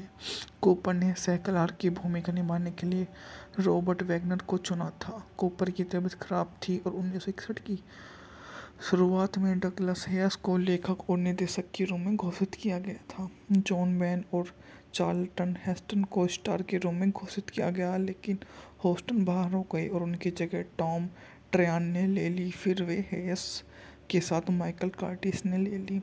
फॉक्स ने वैन के नियमित लेखक जेम्स एडवर्ड ग्रांट से स्क्रिप्ट फिर से लिखवाई और बोला कि इसको दोबारा से लेके हम इस मूवी को दोबारा से देखेंगे कि इस मूवी को कैसे और अच्छे से बनाया जा सकता है। फिल्म के कुछ हिस्से जो शूटिंग थी वो लॉस एंजलिस में शूट की गई, जबकि मूवी का हाफ पार्ट ब्राज़ील में जाकर शूट किया गया। रिलीज के एक टाई इन डेल की कॉमिक बुक ने इस मूवी का रूपांतरण किया और इसको दोबारा से प्रकाशित किया। इस मूवी को बहुत अच्छी रेटिंग भी मिली। इसको वैरायटी पत्रिका ने 5 रेटिंग दी आउट ऑफ 6, जबकि और ने इसे 3 से 4 के मध्य रेटिंग दी।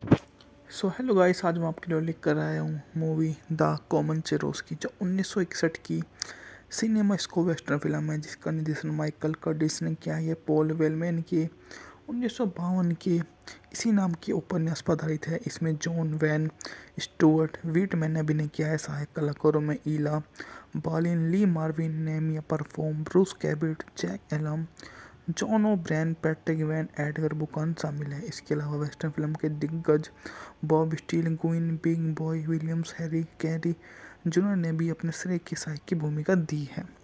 मूवी के निर्देशक थे Michael Curtis. John when movie में के जो पटकथा लिखी थी वो जेम्स एडवर्ड ग्रांट व क्लेयर हफेर ने लिखी थी। मूवी का बजट था 4.26 मिलियन यूएस डॉलर, जबकि इसने बॉक्स ऑफिस पर मात्र 3.5 मिलियन डॉलर की कमाई की थी। स्टुअर्ट व्हिटमैन और इनकी पत्नी। कथानक के बारे में बात की जाए तो गृह युद्ध से पहले न्यू ऑरलियंस में दुष्ट जुआरी पाल रिगेट ने लुइसियाना के एक जज के बेटे एमिली बोवर को युद्ध में मार डाला। रिगेट का कहना है कि उसका इरादा केवल बोवियर के हाथ में घाव करने का था, लेकिन बोवियर ने आखिरी समय में ऐसा करने से मना कर दिया। यह जानने के बाद बोवियर के पिता उसकी फांसी की मांग करेंगे। रिगेट राज्य से भागकर टेक्सास राज्य चला जाता है, लेकिन प्रत्यार्पण के लिए वंचित रहता है।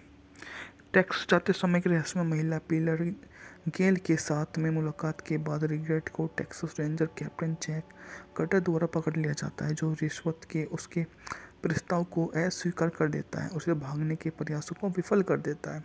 हालांकि कटर के पूर्व घर को कामंच भारतीयों का एक समूह द्वारा चलाए जाने के बाद रिगेट सफलतापूर्वक कटर को बेहोश कर देता है और भाग जाता है।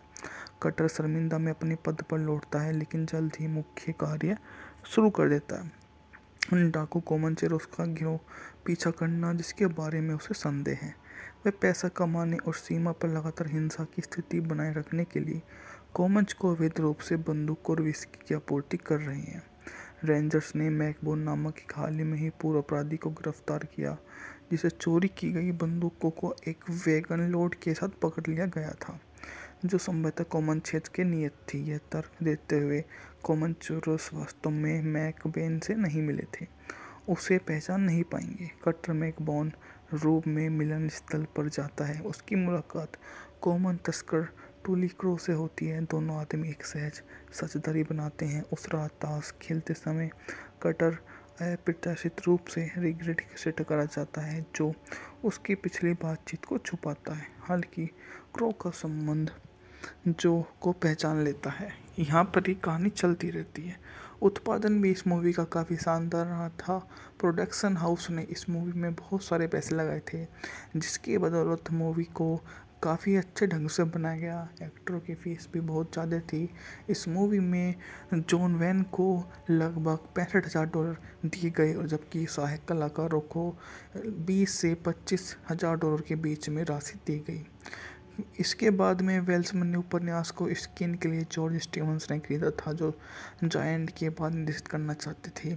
फिर उन्हें the dire of Anne Frank बनाने में दिलचस्पी हो गई और उन्होंने फॉक्स को 3 लाख की फिल्म के अधिकार में बेच दिया। क्लेयर हैफर स्टूडियो के निर्माता चार्ल्स ब्रैकेट ने इसे रूपांतरित करने के लिए अनुबंधित किया, जिसमें गैरी कूपर मुख्य भूमिका में थे। कूपर ने सहकलार की भूमिका निभाने के लिए रॉबर्ट वैगनर को चुना था। कूपर की तबीयत खराब थी और 1961 की शुरुआत में डगलस हैस को लेखक और निर्देशक के रूप में घोषित किया गया था। जॉन वैन और चार्ल्टन हेस्टन को स्टार के रूप में घोषित किया गया, लेकिन हेस्टन बाहर हो गए और उनकी जगह टॉम ट्रयान ने ले ली। फिर वे हैस के साथ माइकल कर्टिस ने ले ली। फॉक्स ने वैन के नियमित लेखक जेम्स एडवर्ड ग्रांट से स्क्रिप्ट फिर से लिखवाई और बोला कि इसको दोबारा से लेके हम इस मूवी को दोबारा से देखेंगे कि इस मूवी को कैसे और अच्छे से बनाया जा सकता है। फिल्म के कुछ हिस्से जो शूटिंग थी वो लॉस एंजलिस में शूट की गई, जबकि मूवी का हाफ पार्ट ब्राज़ील में जाकर शूट किया गया। रिलीज के एक टाई इन डेल की कॉमिक बुक ने इस मूवी का रूपांतरण किया और इसको दोबारा से प्रकाशित किया। इस मूवी को बहुत अच्छी रेटिंग भी मिली। इसको वैरायटी पत्रिका ने 5 रेटिंग दी आउट ऑफ 6, जबकि और ने इसे 3 से 4 के मध्य रेटिंग दी। सो हेलो गाइस, आज मैं आपके लिए लेकर आया हूँ मूवी द कोमनचेरोस्की, जो 1961 की सिनेमा स्को वेस्टर्न फिल्म है, जिसका निर्देशन माइकल कर्टिस ने किया है। ये पॉल वेलमैन की 1952 के इसी नाम के उपन्यास पर आधारित है। इसमें जॉन वैन स्टुअर्ट व्हिटमैन ने अभिनय किया है। सहायक कलाकारों में Ina Balin, Lee Marvin, Nehemiah परफॉर्म, Bruce Cabot, Jack Elam, John O'Brien, Patrick Wayne, Edgar Buchanan शामिल है। इसके अलावा वेस्टर्न फिल्म के दिग्गज Bob Steele, Guinn, Big Boy Williams, Harry Carey junior ने भी अपने श्रेय की सहायक की भूमिका दी है। मूवी के निर्देशक थे Michael Curtis. John when movie में के जो पटकथा लिखी थी वो जेम्स एडवर्ड ग्रांट व क्लेयर हफेर ने लिखी थी। मूवी का बजट था 4.26 मिलियन यूएस डॉलर, जबकि इसने बॉक्स ऑफिस पर मात्र 3.5 मिलियन डॉलर की कमाई की थी। स्टुअर्ट व्हिटमैन और इनकी पत्नी। कथानक के बारे में बात की जाए तो गृह युद्ध से पहले न्यू ओरलियंस में दुष्ट जुआरी पाल रिगेट ने लुइसियाना के एक जज के बेटे एमिली बोवर को युद्ध में मार डाला। रिगेट का कहना है कि उसका इरादा केवल बोवियर के हाथ में घाव करने का था, लेकिन बोवियर ने आखिरी समय में ऐसा करने से मना कर दिया। यह जानने के बाद बोवियर के पिता उसकी फांसी की मांग करेंगे। रिगेट राज्य से भागकर टेक्सास करना चला जाता है, लेकिन प्रत्यार्पण के लिए वंचित रहता है। टेक्सास जाते समय की रहस्यमय महिला पिलर गेल के साथ में मुलाकात के बाद रिगेट को Texas Ranger Captain Jack Cutter द्वारा पकड़ लिया जाता है, जो रिश्वत के उसके प्रस्ताव को अस्वीकार कर देता है, उसे भागने के प्रयासों को विफल कर देता है। हालांकि कटर के पूर्व घर को कामंच भारतीयों का एक समूह द्वारा चलाए जाने के बाद रिगेट सफलतापूर्वक कटर को बेहोश कर देता है और भाग जाता है। कटर शर्मिंदा में अपने पद पर लौटता है, लेकिन जल्द ही मुख्य कार्य शुरू कर देता है। डाकू कोमनचेरोस्की का गिरोह पीछा करना, जिसके बारे में उसे संदेह है। वे पैसा कमाने और सीमा पर लगातार हिंसा की स्थिति बनाए रखने के लिए कोमंच को अवैध रूप से बंदूक और विस्की की आपूर्ति कर रहे हैं। रेंजर्स ने मैकबोन नामक एक हाल ही में ही पूर्व अपराधी को गिरफ्तार किया, जिसे चोरी की गई बंदूकों को एक वैगन लोड के साथ पकड़ लिया गया था, जो संभवतः कोमन क्षेत्र की नियत थी। यह तर्क देते हुए कोमनचेरोस वास्तव में मैकबेन से नहीं मिले थे, उसे पहचान नहीं पाएंगे। कटर मैकबोन रूप में मिलन स्थल पर जाता है। उसकी मुलाकात कोमन तस्कर टूली क्रो से होती है। दोनों आदमी एक सहज साझेदारी बनाते हैं। उस रात ताश खेलते समय कटर अप्रत्याशित रूप से रिगेट से टकरा जाता है, जो उसकी पिछली बातचीत को छुपाता है। हालांकि क्रो का संबंध जो को पहचान लेता है। यहाँ पर ही कहानी चलती रहती है। उत्पादन भी इस मूवी का काफ़ी शानदार रहा था। प्रोडक्शन हाउस ने इस मूवी में बहुत सारे पैसे लगाए थे, जिसकी बदौलत मूवी को काफ़ी अच्छे ढंग से बनाया गया। एक्टरों की फीस भी बहुत ज़्यादा थी। इस मूवी में जॉन वैन को लगभग $65,000 दिए गए, और जबकि सहायक कलाकारों को 20 से $25,000 के बीच में राशि दी गई। इसके बाद में वेल्समैन ने उपन्यास को स्क्रीन के लिए जॉर्ज स्टीवंस ने खरीदा था, जो जायंट के बाद निर्देशित करना चाहते थे। फिर उन्हें the dire of Anne Frank बनाने में दिलचस्पी हो गई और उन्होंने फॉक्स को 3 लाख की फिल्म के अधिकार में बेच दिया। क्लेयर हैफर स्टूडियो के निर्माता चार्ल्स ब्रैकेट ने इसे रूपांतरित करने के लिए अनुबंधित किया, जिसमें गैरी कूपर मुख्य भूमिका में थे।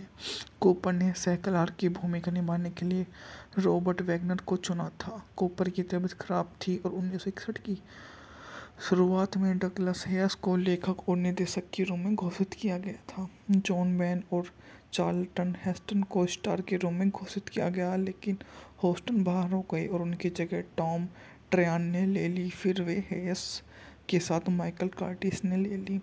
फॉक्स ने वैन के नियमित लेखक जेम्स एडवर्ड ग्रांट से स्क्रिप्ट फिर से लिखवाई और बोला कि इसको दोबारा से लेके हम इस मूवी को दोबारा से देखेंगे कि इस मूवी को कैसे और अच्छे से बनाया जा सकता है। फिल्म के कुछ हिस्से जो शूटिंग थी वो लॉस एंजलिस में शूट की गई, जबकि मूवी का हाफ पार्ट ब्राज़ील में जाकर शूट किया गया। रिलीज के एक टाई इन डेल की कॉमिक बुक ने इस मूवी का रूपांतरण किया और इसको दोबारा से प्रकाशित किया। इस मूवी को बहुत अच्छी रेटिंग भी मिली। इसको वैरायटी पत्रिका ने 5 रेटिंग दी आउट ऑफ 6, जबकि और ने इसे 3 से 4 के मध्य रेटिंग दी। सो हेलो गाइस, आज मैं आपके लिए लेकर आया हूँ मूवी द कोमनचेरोस की, जो 1961 की सिनेमा स्को वेस्टर्न फिल्म है, जिसका निर्देशन माइकल कर्टिस ने किया है। पॉल वेलमैन की 1952 के इसी नाम की उपन्यास पर आधारित है। इसमें जॉन वैन स्टुअर्ट व्हिटमैन ने अभिनय किया है। सहायक कलाकारों में Ina Balin, Lee Marvin, Nehemiah परफॉर्म, Bruce Cabot, Jack Elam, John O'Brien, Patrick Wayne, Edgar Buchanan शामिल है। इसके अलावा वेस्टर्न फिल्म के दिग्गज Bob Steele, Guinn, Big Boy Williams, Harry Carey junior ने भी अपने श्रेय की सहायक की भूमिका दी है। मूवी के निर्देशक थे Michael Curtis. John when movie में के जो पटकथा लिखी थी वो जेम्स एडवर्ड ग्रांट व क्लेयर हफेर ने लिखी थी। मूवी का बजट था 4.26 मिलियन यूएस डॉलर, जबकि इसने बॉक्स ऑफिस पर मात्र 3.5 मिलियन डॉलर की कमाई की थी। स्टुअर्ट व्हिटमैन और इनकी पत्नी। कथानक के बारे में बात की जाए तो गृह युद्ध से पहले न्यू ऑरलियंस में दुष्ट जुआरी पाल रिगेट ने लुइसियाना के एक जज के बेटे एमिली बोवर को द्वंद्व युद्ध में मार डाला। रिगेट का कहना है कि उसका इरादा केवल बोवियर के हाथ में घाव करने का था, लेकिन बोवियर ने आखिरी समय में ऐसा करने से मना कर दिया। यह जानने के बाद बोवियर के पिता उसकी फांसी की मांग करेंगे। रिगेट राज्य से भागकर टेक्सास राज्य चला जाता है, लेकिन प्रत्यार्पण के लिए वंचित रहता है। टेक्सास जाते समय एक रहस्यमय महिला पिलर गेल के साथ में मुलाकात के बाद रिगेट को Texas Ranger Captain Jack Cutter द्वारा पकड़ लिया जाता है, जो रिश्वत के उसके प्रस्ताव को अस्वीकार कर देता है, उसे भागने के प्रयासों को विफल कर देता है। हालांकि कटर के पूर्व घर को कामंच भारतीयों का एक समूह द्वारा चलाए जाने के बाद रिगेट सफलतापूर्वक कटर को बेहोश कर देता है और भाग जाता है। कटर शर्मिंदा में अपने पद पर लौटता है, लेकिन जल्द ही मुख्य कार्य शुरू कर देता है। डाकू कोमनचेरोस का गिरोह पीछा करना, जिसके बारे में उसे संदेह है। वे पैसा कमाने और सीमा पर लगातार हिंसा की स्थिति बनाए रखने के लिए कोमंच को अवैध रूप से बंदूक और विस्की की आपूर्ति कर रहे हैं। रेंजर्स ने मैकबोन नामक एक हाल ही में ही पूर्व अपराधी को गिरफ्तार किया, जिसे चोरी की गई बंदूकों को एक वैगन लोड के साथ पकड़ लिया गया था, जो संभवतः कोमनचेरोस के नियत थी। यह तर्क देते हुए कोमनचेरोस वास्तव में मैकबेन से नहीं मिले थे, उसे पहचान नहीं पाएंगे। कटर मैकबोन रूप में मिलन स्थल पर जाता है। उसकी मुलाकात कॉमन तस्कर टूली क्रो से होती है। दोनों आदमी एक सहज साझेदारी बनाते हैं। उस रात ताश खेलते समय कटर अप्रत्याशित रूप से रिगेट से टकरा जाता है, जो उसकी पिछली बातचीत को छुपाता है। हालांकि क्रो का संबंध जो को पहचान लेता है। यहाँ पर ही कहानी चलती रहती है। उत्पादन भी इस मूवी का काफ़ी शानदार रहा था। प्रोडक्शन हाउस ने इस मूवी में बहुत सारे पैसे लगाए थे, जिसकी बदौलत मूवी को काफ़ी अच्छे ढंग से बनाया गया। एक्टरों की फीस भी बहुत ज़्यादा थी।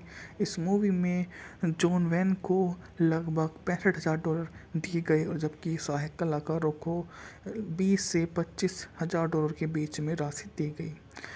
इसके बाद में वेल्समैन ने उपन्यास को स्क्रीन के लिए जॉर्ज स्टीवंस ने खरीदा था, जो जायंट के बाद निर्देशित करना चाहते थे। फिर उन्हें the dire of Anne Frank बनाने में दिलचस्पी हो गई और उन्होंने फॉक्स को 3 लाख की फिल्म के अधिकार में बेच दिया। क्लेयर हैफर स्टूडियो के निर्माता चार्ल्स ब्रैकेट ने इसे रूपांतरित करने के लिए अनुबंधित किया, जिसमें गैरी कूपर मुख्य भूमिका में थे। कूपर ने सहकलार की भूमिका निभाने के लिए रॉबर्ट वैगनर को चुना था। कूपर की तबीयत खराब थी और 1961 की शुरुआत में डगलस हैस को लेखक और निर्देशक के रूप में घोषित किया गया था। जॉन वैन और चार्ल्टन हेस्टन को स्टार के रूप में घोषित किया गया, लेकिन हेस्टन बाहर हो गए और उनकी जगह टॉम ट्रयान ने ले ली। फिर वे हैस के साथ माइकल कर्टिस ने ले ली। फॉक्स ने वैन के नियमित लेखक जेम्स एडवर्ड ग्रांट से स्क्रिप्ट फिर से लिखवाई और बोला कि इसको दोबारा से लेके हम इस मूवी को दोबारा से देखेंगे कि इस मूवी को कैसे और अच्छे से बनाया जा सकता है। फिल्म के कुछ हिस्से जो शूटिंग थी वो लॉस एंजलिस में शूट की गई, जबकि मूवी का हाफ पार्ट ब्राज़ील में जाकर शूट किया गया। रिलीज के एक टाई इन डेल की कॉमिक बुक ने इस मूवी का रूपांतरण किया और इसको दोबारा से प्रकाशित किया। इस मूवी को बहुत अच्छी रेटिंग भी मिली। इसको वैरायटी पत्रिका ने 5 रेटिंग दी आउट ऑफ 6, जबकि और ने इसे 3 से 4 के मध्य रेटिंग दी। सो हेलो गाइस, आज मैं आपके लिए लेकर आया हूँ मूवी द कोमनचेरोस की, जो 1961 की सिनेमा स्को वेस्टर्न फिल्म है, जिसका निर्देशन माइकल कर्टिस ने किया है। पॉल वेलमैन की 1952 के इसी नाम के उपन्यास पर आधारित है। इसमें जॉन वैन स्टुअर्ट व्हिटमैन ने अभिनय किया है। सहायक कलाकारों में Ina Balin, Lee Marvin, Nehemiah परफॉर्म, Bruce Cabot, Jack Elam, John O'Brien, Patrick Wayne, Edgar Buchanan शामिल है। इसके अलावा वेस्टर्न फिल्म के दिग्गज Bob Steele, Guinn, Big Boy Williams, Harry Carey junior ने भी अपने श्रेय की सहायक की भूमिका दी है। मूवी के निर्देशक थे Michael Curtis. John when movie में के जो पटकथा लिखी थी वो जेम्स एडवर्ड ग्रांट व क्लेयर हफेर ने लिखी थी। मूवी का बजट था 4.26 मिलियन यूएस डॉलर, जबकि इसने बॉक्स ऑफिस पर मात्र 3.5 मिलियन डॉलर की कमाई की थी। स्टुअर्ट व्हिटमैन और इनकी पत्नी। कथानक के बारे में बात की जाए तो गृह युद्ध से पहले न्यू ऑरलियंस में दुष्ट जुआरी पाल रिगेट ने लुइसियाना के एक जज के बेटे एमिली बोवर को युद्ध में मार डाला। रिगेट का कहना है कि उसका इरादा केवल बोवियर के हाथ में घाव करने का था, लेकिन बोवियर ने आखिरी समय में ऐसा करने से मना कर दिया। यह जानने के बाद बोवियर के पिता उसकी फांसी की मांग करेंगे। रिगेट राज्य से भागकर टेक्सास राज्य चला जाता है, लेकिन प्रत्यार्पण के लिए वंचित रहता है। टेक्सास जाते समय की रहस्यमय महिला पिलर गेल के साथ में मुलाकात के बाद रिगेट को Texas Ranger Captain Jack Cutter द्वारा पकड़ लिया जाता है, जो रिश्वत के उसके प्रस्ताव को अस्वीकार कर देता है। उसे भागने के प्रयासों को विफल कर देता है। हालांकि कटर के पूर्व घर को कामंच भारतीयों का एक समूह द्वारा चलाए जाने के बाद रिगेट सफलतापूर्वक कटर को बेहोश कर देता है और भाग जाता है। कटर शर्मिंदा में अपने पद पर लौटता है, लेकिन जल्द ही मुख्य कार्य शुरू कर देता है। डाकू कोमनचेरोस का गिरोह पीछा करना, जिसके बारे में उसे संदेह है। वे पैसा कमाने और सीमा पर लगातार हिंसा की स्थिति बनाए रखने के लिए कोमंच को अवैध रूप से बंदूक और विस्की की आपूर्ति कर रहे हैं। रेंजर्स ने मैकबोन नामक एक हाल ही में ही पूर्व अपराधी को गिरफ्तार किया, जिसे चोरी की गई बंदूकों को एक वैगन लोड के साथ पकड़ लिया गया था, जो संभवतः कोमन क्षेत्र की नियत थी। यह तर्क देते हुए कोमनचेरोस वास्तव में मैकबेन से नहीं मिले थे, उसे पहचान नहीं पाएंगे। कटर मैकबोन रूप में मिलन स्थल पर जाता है। उसकी मुलाकात कोमन तस्कर टूली क्रो से होती है। दोनों आदमी एक सहज साझेदारी बनाते हैं। उस रात ताश खेलते समय कटर अप्रत्याशित रूप से रिगेट से टकरा जाता है, जो उसकी पिछली बातचीत को छुपाता है। हालांकि क्रो का संबंध जो को पहचान लेता है। यहाँ पर ही कहानी चलती रहती है। उत्पादन भी इस मूवी का काफ़ी शानदार रहा था। प्रोडक्शन हाउस ने इस मूवी में बहुत सारे पैसे लगाए थे, जिसकी बदौलत मूवी को काफ़ी अच्छे ढंग से बनाया गया। एक्टरों की फीस भी बहुत ज़्यादा थी। इस मूवी में जॉन वैन को लगभग $65,000 दिए गए, और जबकि सहायक कलाकारों को 20 से $25,000 के बीच में राशि दी गई। इसके बाद में वेल्समैन ने उपन्यास को स्क्रीन के लिए जॉर्ज स्टीवंस ने खरीदा था, जो जायंट के बाद निर्देशित करना चाहते थे। फिर उन्हें the dire of Anne Frank बनाने में दिलचस्पी हो गई और उन्होंने फॉक्स को 3 लाख की फिल्म के अधिकार में बेच दिया। क्लेयर हैफर स्टूडियो के निर्माता चार्ल्स ब्रैकेट ने इसे रूपांतरित करने के लिए अनुबंधित किया, जिसमें गैरी कूपर मुख्य भूमिका में थे। कूपर ने सहकलार की भूमिका निभाने के लिए रॉबर्ट वैगनर को चुना था। कूपर की तबीयत खराब थी और 1961 की शुरुआत में डगलस हैस को लेखक और निर्देशक के रूप में घोषित किया गया था। जॉन वैन और चार्ल्टन हेस्टन को स्टार के रूप में घोषित किया गया, लेकिन होस्टन बाहर हो गए और उनकी जगह टॉम ट्रयान ने ले ली। फिर वे हैस के साथ माइकल कर्टिस ने ले ली। फॉक्स ने वैन के नियमित लेखक जेम्स एडवर्ड ग्रांट से स्क्रिप्ट फिर से लिखवाई और बोला कि इसको दोबारा से लेके हम इस मूवी को दोबारा से देखेंगे कि इस मूवी को कैसे और अच्छे से बनाया जा सकता है। फिल्म के कुछ हिस्से जो शूटिंग थी वो लॉस एंजलिस में शूट की गई, जबकि मूवी का हाफ पार्ट ब्राज़ील में जाकर शूट किया गया। रिलीज के एक टाई इन डेल की कॉमिक बुक ने इस मूवी का रूपांतरण किया और इसको दोबारा से प्रकाशित किया। इस मूवी को बहुत अच्छी रेटिंग भी मिली। इसको वैरायटी पत्रिका ने 5 रेटिंग दी आउट ऑफ 6, जबकि और ने इसे 3 से 4 के मध्य रेटिंग दी। सो हेलो गाइस, आज मैं आपके लिए लेकर आया हूँ मूवी द कोमनचेरोस्की, जो 1961 की सिनेमा स्कोप वेस्टर्न फिल्म है, जिसका निर्देशन माइकल कर्टिस ने किया है। ये पॉल वेलमैन की 1952 के इसी नाम के उपन्यास पर आधारित है। इसमें जॉन वैन स्टुअर्ट व्हिटमैन ने अभिनय किया है। सहायक कलाकारों में Ina Balin, Lee Marvin Nehemiah परफॉर्म, Bruce Cabot, Jack Elam, John O'Brien, Patrick Wayne, Edgar Buchanan शामिल है। इसके अलावा वेस्टर्न फिल्म के दिग्गज Bob Steele, Guinn, Big Boy Williams, Harry Carey junior ने भी अपने श्रेय की सहायक की भूमिका दी है। मूवी के निर्देशक थे Michael Curtis. John when movie में के जो पटकथा लिखी थी वो जेम्स एडवर्ड ग्रांट व क्लेयर हफेर ने लिखी थी। मूवी का बजट था 4.26 मिलियन यूएस डॉलर, जबकि इसने बॉक्स ऑफिस पर मात्र 3.5 मिलियन डॉलर की कमाई की थी। स्टुअर्ट व्हिटमैन और इनकी पत्नी। कथानक के बारे में बात की जाए तो गृह युद्ध से पहले न्यू ऑरलियंस में दुष्ट जुआरी पाल रिगेट ने लुइसियाना के एक जज के बेटे एमिली पोवर को द्वंद्व युद्ध में मार डाला। रिगेट का कहना है कि उसका इरादा केवल बोवियर के हाथ में घाव करने का था, लेकिन बोवियर ने आखिरी समय में ऐसा करने से मना कर दिया। यह जानने के बाद बोवियर के पिता उसकी फांसी की मांग करेंगे। रिगेट राज्य से भागकर टेक्सास करना चला जाता है, लेकिन प्रत्यार्पण के लिए वंचित रहता है।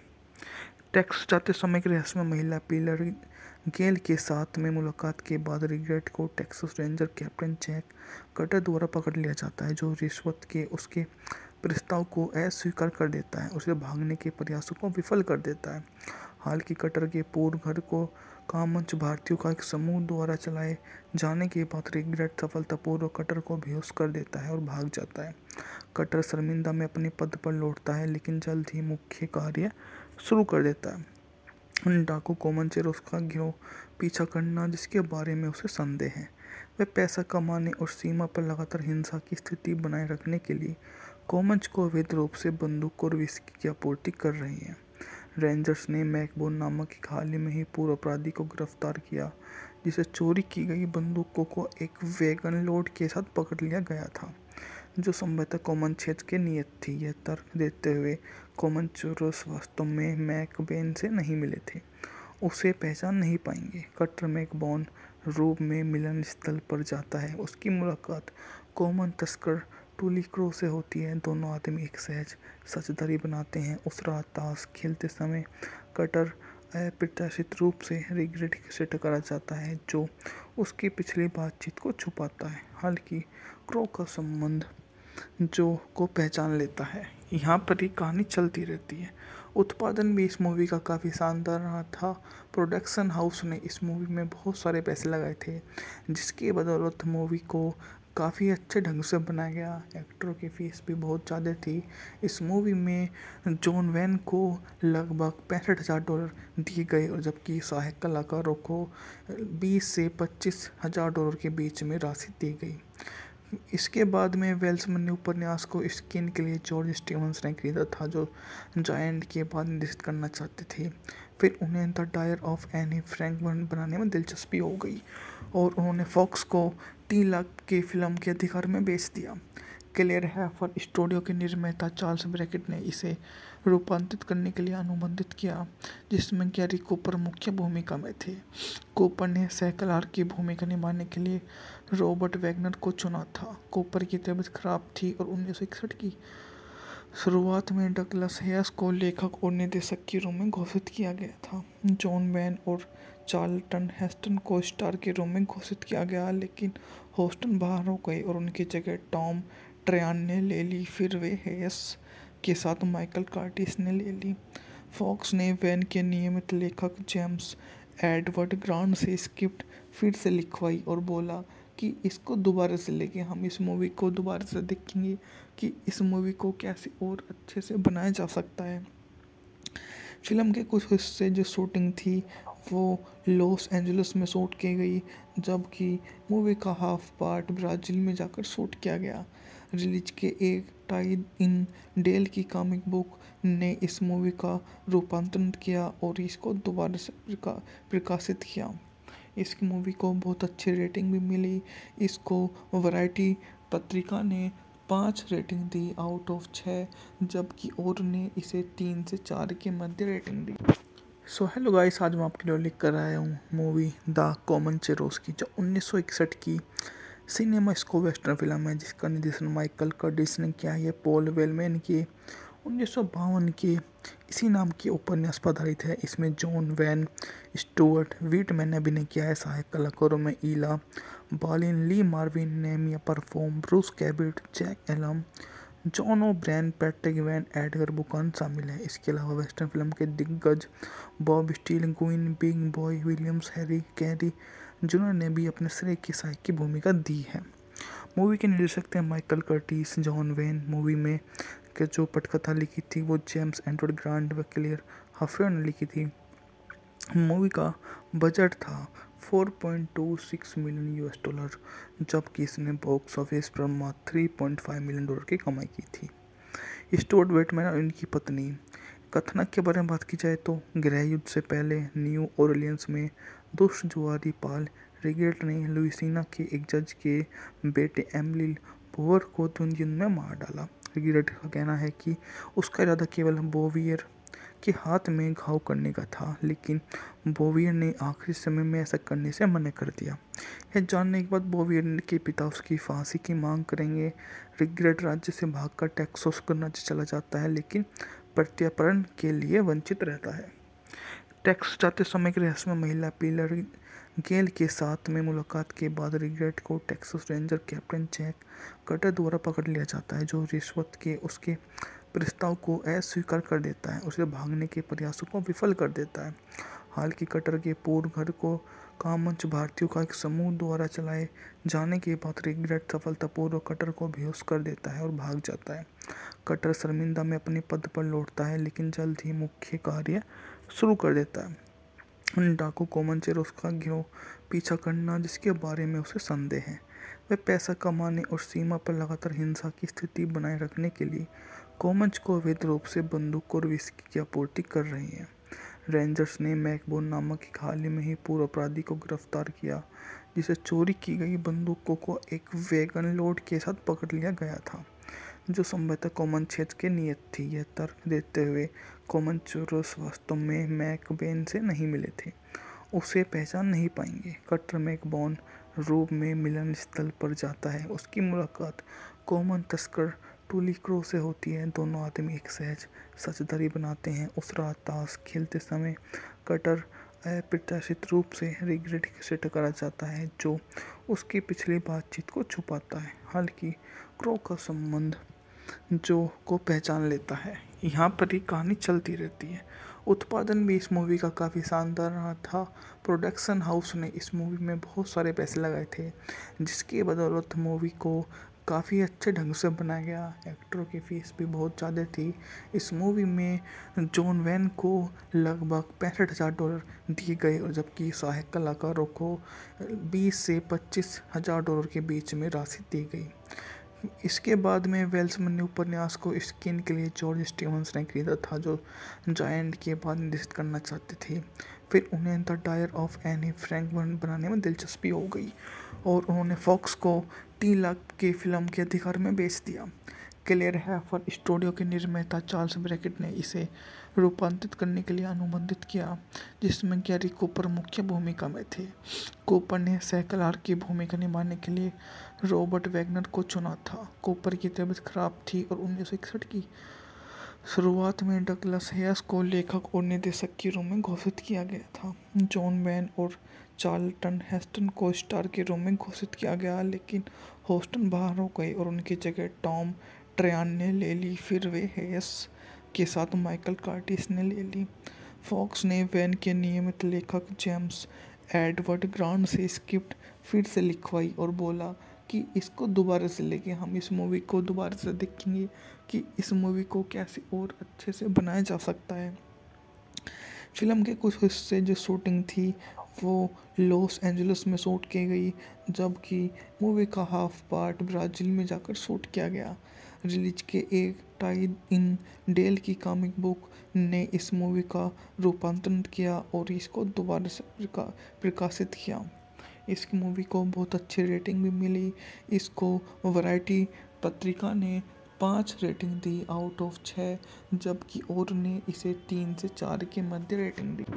सो हेलो गाइस, आज मैं आपके लिए लेकर आया हूँ मूवी द कोमनचेरोस्की, जो 1961 की सिनेमास्कोप वेस्टर्न फिल्म है, जिसका निर्देशन माइकल कर्टिस ने किया है। ये पॉल वेलमैन की 1952 के इसी नाम के उपन्यास पर आधारित है। इसमें जॉन वैन स्टुअर्ट व्हिटमैन ने अभिनय किया है। सहायक कलाकारों में Ina Balin, Lee Marvin, Nehemiah परफॉर्म, Bruce Cabot, Jack Elam, John O'Brien, Patrick Wayne, Edgar Buchanan शामिल है। इसके अलावा वेस्टर्न फिल्म के दिग्गज Bob Steele, Guinn, Big Boy Williams, Harry Carey junior ने भी अपने श्रेय की सहायक की भूमिका दी है। मूवी के निर्देशक थे Michael Curtis. John when movie में के जो पटकथा लिखी थी वो जेम्स एडवर्ड ग्रांट व क्लेयर हफेर ने लिखी थी। मूवी का बजट था 4.26 मिलियन यूएस डॉलर, जबकि इसने बॉक्स ऑफिस पर मात्र 3.5 मिलियन डॉलर की कमाई की थी। स्टुअर्ट व्हिटमैन और इनकी पत्नी। कथानक के बारे में बात की जाए तो गृह युद्ध से पहले न्यू ऑरलियंस में दुष्ट जुआरी पाल रिगेट ने लुइसियाना के एक जज के बेटे एमिली पोवर को द्वंद्व युद्ध में मार डाला। रिगेट का कहना है कि उसका इरादा केवल बोवियर के हाथ में घाव करने का था, लेकिन बोवियर ने आखिरी समय में ऐसा करने से मना कर दिया। यह जानने के बाद बोवियर के पिता उसकी फांसी की मांग करेंगे। रिगेट राज्य से भागकर टेक्सास राज्य चला जाता है, लेकिन प्रत्यार्पण के लिए वंचित रहता है। टेक्सास जाते समय एक रहस्यमय महिला पिलर गेल के साथ में मुलाकात के बाद रिगेट को Texas Ranger Captain Jack Cutter द्वारा पकड़ लिया जाता है, जो रिश्वत के उसके प्रस्ताव को अस्वीकार कर देता है। उसे भागने के प्रयासों को विफल कर देता है। हालांकि कटर के पूर्व घर को कामंच भारतीयों का एक समूह द्वारा चलाए जाने के बाद रिगेट सफलतापूर्वक कटर को बेहोश कर देता है और भाग जाता है। कटर शर्मिंदा में अपने पद पर लौटता है, लेकिन जल्द ही मुख्य कार्य शुरू कर देता है। डाकू कोमनचेरोस का गिरोह पीछा करना, जिसके बारे में उसे संदेह है। वे पैसा कमाने और सीमा पर लगातार हिंसा की स्थिति बनाए रखने के लिए कोमंच को अवैध रूप से बंदूक और विस्की की आपूर्ति कर रहे हैं। रेंजर्स ने मैकबोन नामक एक हाल ही में ही पूर्व अपराधी को गिरफ्तार किया, जिसे चोरी की गई बंदूकों को एक वैगन लोड के साथ पकड़ लिया गया था, जो संभवतः कोमनचेरोस के नियत थी। यह तर्क देते हुए कोमनचेरोस वास्तव में मैकबेन से नहीं मिले थे, उसे पहचान नहीं पाएंगे। कटर मैकबोन रूप में मिलन स्थल पर जाता है। उसकी मुलाकात कॉमन तस्कर टूली क्रो से होती है। दोनों आदमी एक सहज साझेदारी बनाते हैं। उस रात ताश खेलते समय कटर अप्रत्याशित रूप से रिगेट से टकरा जाता है, जो उसकी पिछली बातचीत को छुपाता है। हालांकि क्रो का संबंध जो को पहचान लेता है। यहाँ पर ही कहानी चलती रहती है। उत्पादन भी इस मूवी का काफ़ी शानदार रहा था। प्रोडक्शन हाउस ने इस मूवी में बहुत सारे पैसे लगाए थे, जिसकी बदौलत मूवी को काफ़ी अच्छे ढंग से बनाया गया। एक्टरों की फीस भी बहुत ज़्यादा थी। इस मूवी में जॉन वैन को लगभग $65,000 दिए गए, और जबकि सहायक कलाकारों को 20 से $25,000 के बीच में राशि दी गई। इसके बाद में वेल्समैन ने उपन्यास को स्क्रीन के लिए जॉर्ज स्टीवंस ने खरीदा था, जो जायंट के बाद निर्देशित करना चाहते थे। फिर उन्हें the dire of Anne Frank बनाने में दिलचस्पी हो गई और उन्होंने फॉक्स को 3 लाख के फिल्म के अधिकार में बेच दिया। क्लेयर हैफर स्टूडियो के निर्माता चार्ल्स ब्रैकेट ने इसे रूपांतरित करने के लिए अनुबंधित किया, जिसमें गैरी कूपर मुख्य भूमिका में थे। कूपर ने सैकलार की भूमिका निभाने के लिए रॉबर्ट वैगनर को चुना था। कूपर की तबीयत खराब थी और 1961 की शुरुआत में डगलस हैस को लेखक और निर्देशक के रूप में घोषित किया गया था। जॉन वैन और चार्ल्टन हेस्टन को स्टार के रूप में घोषित किया गया, लेकिन हेस्टन बाहर हो गए और उनकी जगह टॉम ट्रयान ने ले ली। फिर वे हैस के साथ माइकल कर्टिस ने ले ली। फॉक्स ने वैन के नियमित लेखक जेम्स एडवर्ड ग्रांट से स्क्रिप्ट फिर से लिखवाई और बोला कि इसको दोबारा से लेके हम इस मूवी को दोबारा से देखेंगे कि इस मूवी को कैसे और अच्छे से बनाया जा सकता है। फिल्म के कुछ हिस्से जो शूटिंग थी वो लॉस एंजलिस में शूट की गई, जबकि मूवी का हाफ पार्ट ब्राज़ील में जाकर शूट किया गया। रिलीज के एक टाई इन डेल की कॉमिक बुक ने इस मूवी का रूपांतरण किया और इसको दोबारा से प्रकाशित किया। इसकी मूवी को बहुत अच्छी रेटिंग भी मिली। इसको वैरायटी पत्रिका ने 5 रेटिंग दी आउट ऑफ 6, जबकि और ने इसे 3 से 4 के मध्य रेटिंग दी।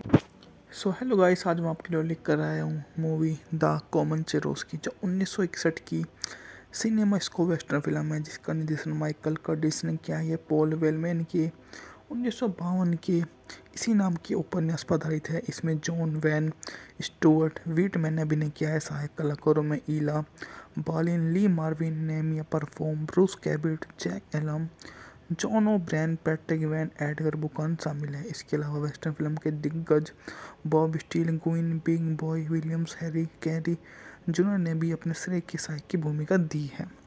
मूवी के निर्देशक थे Michael Curtis. John when movie में के जो पटकथा लिखी थी वो जेम्स एडवर्ड ग्रांट व क्लेयर हफेर ने लिखी थी।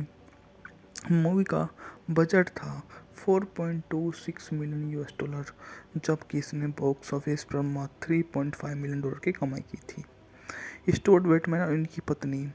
कथानक के बारे में बात की जाए तो गृह युद्ध से पहले न्यू ऑरलियंस में दुष्ट जुआरी पाल रिगेट ने लुइसियाना के एक जज के बेटे एमिली पोवर को द्वंद्व युद्ध में मार डाला। रिगेट का कहना है कि उसका इरादा केवल बोवियर के हाथ में घाव करने का था, लेकिन बोवियर ने आखिरी समय में ऐसा करने से मना कर दिया।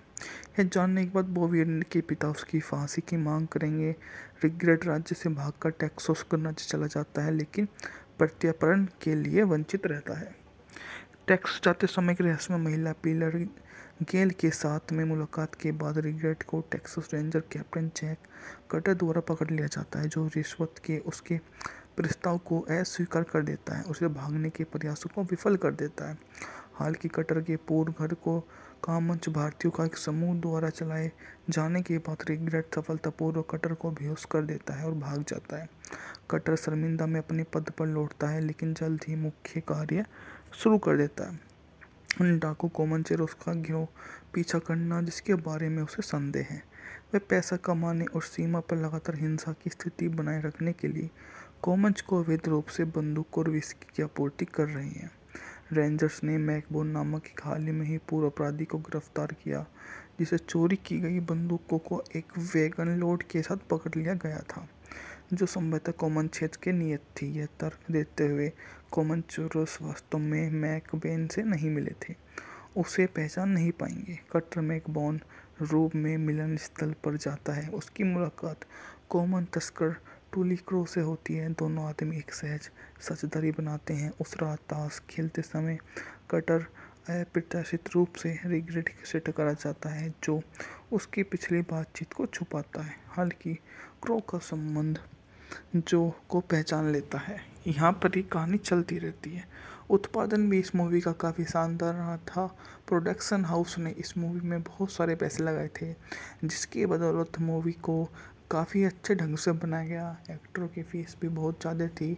इस मूवी में जॉन वैन को लगभग $65,000 दिए गए, और जबकि सहायक कलाकारों को 20 से $25,000 के बीच में राशि दी गई। इसके बाद में वेल्समैन ने उपन्यास को स्क्रीन के लिए जॉर्ज स्टीवंस ने खरीदा था, जो जायंट के बाद निर्देशित करना चाहते थे। फिर उन्हें the dire of Anne Frank बनाने में दिलचस्पी हो गई और उन्होंने फॉक्स को 3 लाख के फिल्म के अधिकार में बेच दिया। क्लेयर हैफर स्टूडियो के निर्माता चार्ल्स ब्रैकेट ने इसे रूपांतरित करने के लिए अनुबंधित किया, जिसमें गैरी कूपर मुख्य भूमिका में थे। कूपर ने सहकलार की भूमिका निभाने के लिए रॉबर्ट वैगनर को चुना था। कूपर की तबीयत खराब थी और 1961 की शुरुआत में डगलस हैस को लेखक और निर्देशक के रूप में घोषित किया गया था। जॉन वैन और चार्ल्टन हेस्टन को स्टार के रूप में घोषित किया गया, लेकिन हेस्टन बाहर हो गए और उनकी जगह टॉम ट्रयान ने ले ली। फिर वे हैस के साथ माइकल कर्टिस ने ले ली। फॉक्स ने वैन के नियमित लेखक जेम्स एडवर्ड ग्रांट से स्क्रिप्ट फिर से लिखवाई और बोला कि इसको दोबारा से लेके हम इस मूवी को दोबारा से देखेंगे कि इस मूवी को कैसे और अच्छे से बनाया जा सकता है। फिल्म के कुछ हिस्से जो शूटिंग थी वो लॉस एंजलिस में शूट की गई, जबकि मूवी का हाफ पार्ट ब्राज़ील में जाकर शूट किया गया। रिलीज के एक टाई इन डेल की कॉमिक बुक ने इस मूवी का रूपांतरण किया और इसको दोबारा से प्रकाशित किया। इस मूवी को बहुत अच्छी रेटिंग भी मिली। इसको वैरायटी पत्रिका ने 5 रेटिंग दी आउट ऑफ 6, जबकि और ने इसे 3 से 4 के मध्य रेटिंग दी। सो हेलो गाइस, आज मैं आपके लिए लेकर आया हूँ मूवी द कॉमन चेरोस्की, जो 1961 की सिनेमा स्को वेस्टर्न फिल्म है, जिसका निर्देशन माइकल कर्टिस ने किया है। ये पॉल वेलमैन की 1952 की इसी नाम के उपन्यास पर आधारित है। इसमें जॉन वैन स्टुअर्ट व्हीटमैन ने अभिनय किया है। सहायक कलाकारों में Ina Balin, Lee Marvin, Nehemiah परफॉर्म, Bruce Cabot, Jack Elam, John O'Brien, Patrick Wayne, Edgar Buchanan शामिल है। इसके अलावा वेस्टर्न फिल्म के दिग्गज Bob Steele, Guinn, Big Boy Williams, Harry Carey junior ने भी अपने श्रेय की सहायक की भूमिका दी है। मूवी के निर्देशक थे Michael Curtis. John when movie में के जो पटकथा लिखी थी वो जेम्स एडवर्ड ग्रांट व क्लेयर हफेर ने लिखी थी। मूवी का बजट था 4.26 मिलियन यूएस डॉलर, जबकि इसने बॉक्स ऑफिस पर मात्र 3.5 मिलियन डॉलर की कमाई की थी। स्टुअर्ट व्हीटमैन और उनकी पत्नी। कथानक के बारे में बात की जाए तो गृह युद्ध से पहले न्यू ऑरलियंस में दुष्ट जुआरी पाल रिगेट ने लुइसियाना के एक जज के बेटे एमिली पोवर को द्वंद्व युद्ध में मार डाला। रिगेट का कहना है कि उसका इरादा केवल बोवियर के हाथ में घाव करने का था, लेकिन बोवियर ने आखिरी समय में ऐसा करने से मना कर दिया। यह जानने के बाद बोवियर के पिता उसकी फांसी की मांग करेंगे। रिगेट राज्य से भागकर टेक्सास राज्य चला जाता है, लेकिन प्रत्यार्पण के लिए वंचित रहता है। टेक्सास जाते समय की रहस्यमय महिला पिलर गेल के साथ में मुलाकात के बाद रिगेट को Texas Ranger Captain Jack Cutter द्वारा पकड़ लिया जाता है, जो रिश्वत के उसके प्रस्ताव को अस्वीकार कर देता है। उसे भागने के प्रयासों को विफल कर देता है। हालांकि कटर के पूर्व घर को कामंच भारतीयों का एक समूह द्वारा चलाए जाने के बाद रिगेट सफलतापूर्वक कटर को बेहोश कर देता है और भाग जाता है। कटर शर्मिंदा में अपने पद पर लौटता है, लेकिन जल्द ही मुख्य कार्य शुरू कर देता है। डाकू कोमनचेरोस का गिरोह पीछा करना, जिसके बारे में उसे संदेह है। वे पैसा कमाने और सीमा पर लगातार हिंसा की स्थिति बनाए रखने के लिए कोमंच को अवैध रूप से बंदूक और विस्की की आपूर्ति कर रहे हैं। रेंजर्स ने मैकबोन नामक एक हाल ही में ही पूर्व अपराधी को गिरफ्तार किया, जिसे चोरी की गई बंदूकों को एक वैगन लोड के साथ पकड़ लिया गया था, जो संभवतः कॉमन क्षेत्र के नियत थी। यह तर्क देते हुए कोमनचेरोस वास्तव में मैकबेन से नहीं मिले थे, उसे पहचान नहीं पाएंगे। कटर मैकबोन रूप में मिलन स्थल पर जाता है। उसकी मुलाकात कॉमन तस्कर टूली क्रो से होती है। दोनों आदमी एक सहज साझेदारी बनाते हैं। उस रात ताश खेलते समय कटर अप्रत्याशित रूप से रिगेट से टकरा जाता है, जो उसकी पिछली बातचीत को छुपाता है। हालांकि क्रो का संबंध जो को पहचान लेता है। यहाँ पर ही कहानी चलती रहती है। उत्पादन भी इस मूवी का काफ़ी शानदार रहा था। प्रोडक्शन हाउस ने इस मूवी में बहुत सारे पैसे लगाए थे, जिसकी बदौलत मूवी को काफ़ी अच्छे ढंग से बनाया गया। एक्टरों की फीस भी बहुत ज़्यादा थी।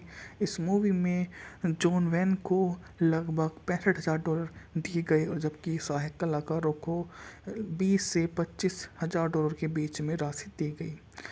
इसके बाद में वेल्समैन ने उपन्यास को स्क्रीन के लिए जॉर्ज स्टीवंस ने खरीदा था, जो जायंट के बाद निर्देशित करना चाहते थे। फिर उन्हें the dire of Anne Frank बनाने में दिलचस्पी हो गई और उन्होंने फॉक्स को 3 लाख की फिल्म के अधिकार में बेच दिया। क्लेयर हैफर स्टूडियो के निर्माता चार्ल्स ब्रैकेट ने इसे रूपांतरित करने के लिए अनुबंधित किया, जिसमें गैरी कूपर मुख्य भूमिका में थे।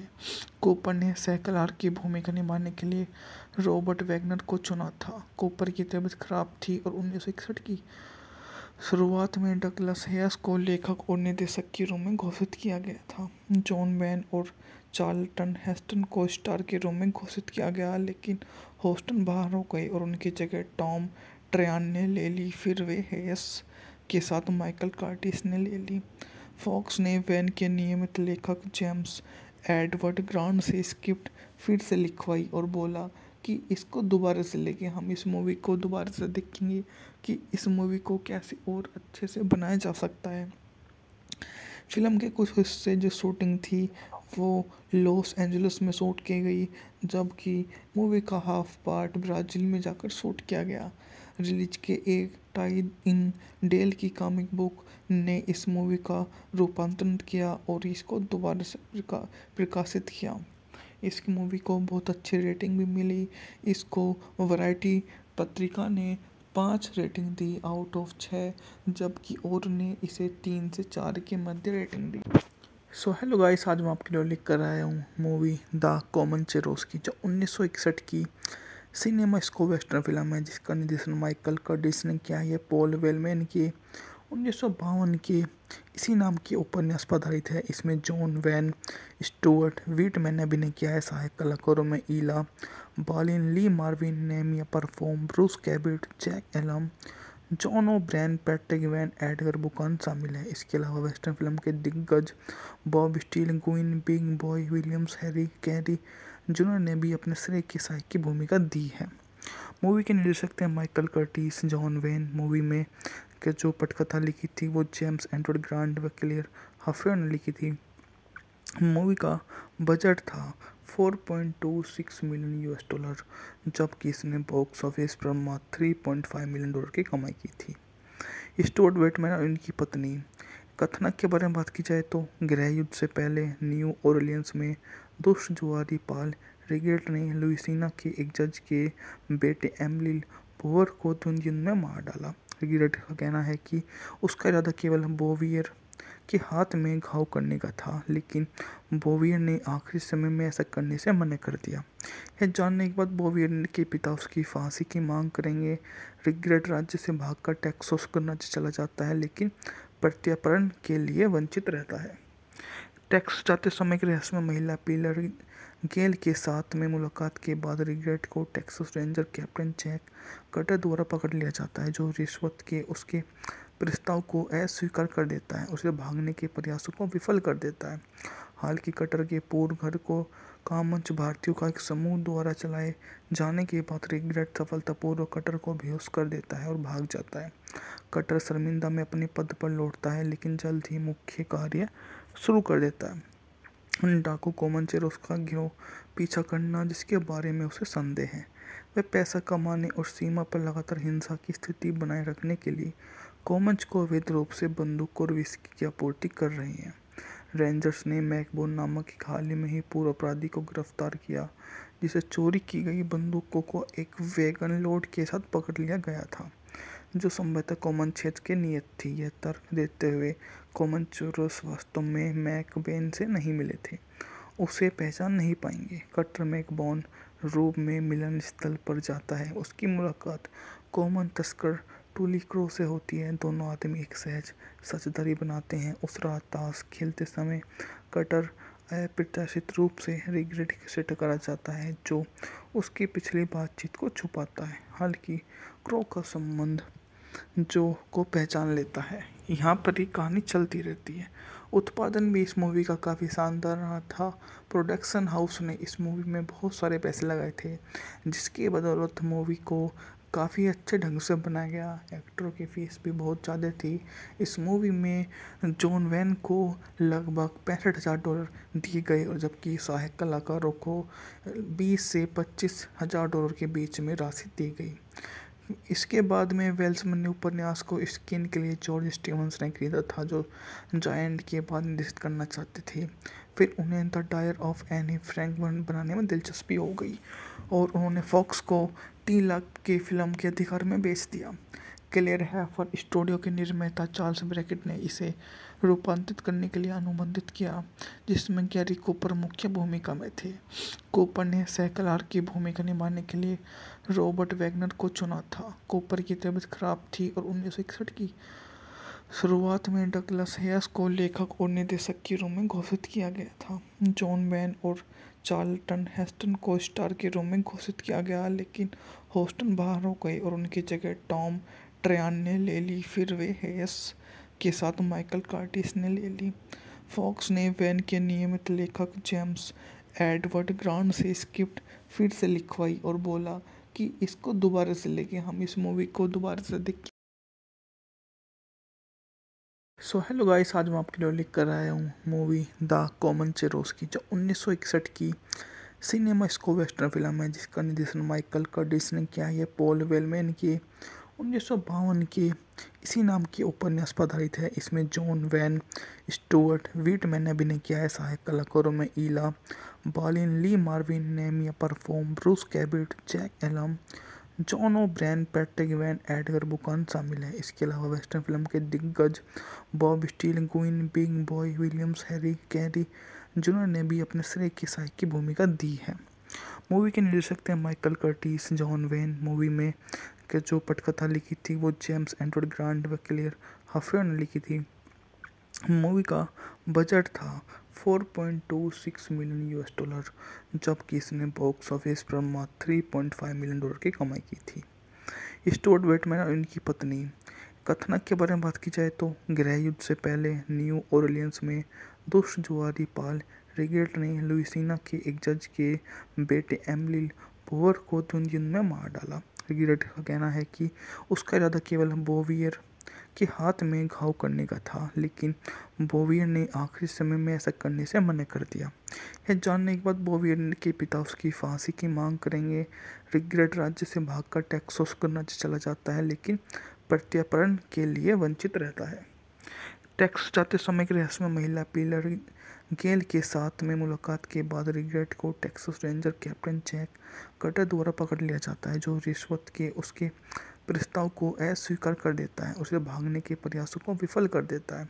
हालांकि कटर के पूर्व घर को कामंच भारतीयों का एक समूह द्वारा चलाए जाने के बाद रिग्रेट सफलतापूर्वक कटर को बेहोश कर देता है और भाग जाता है।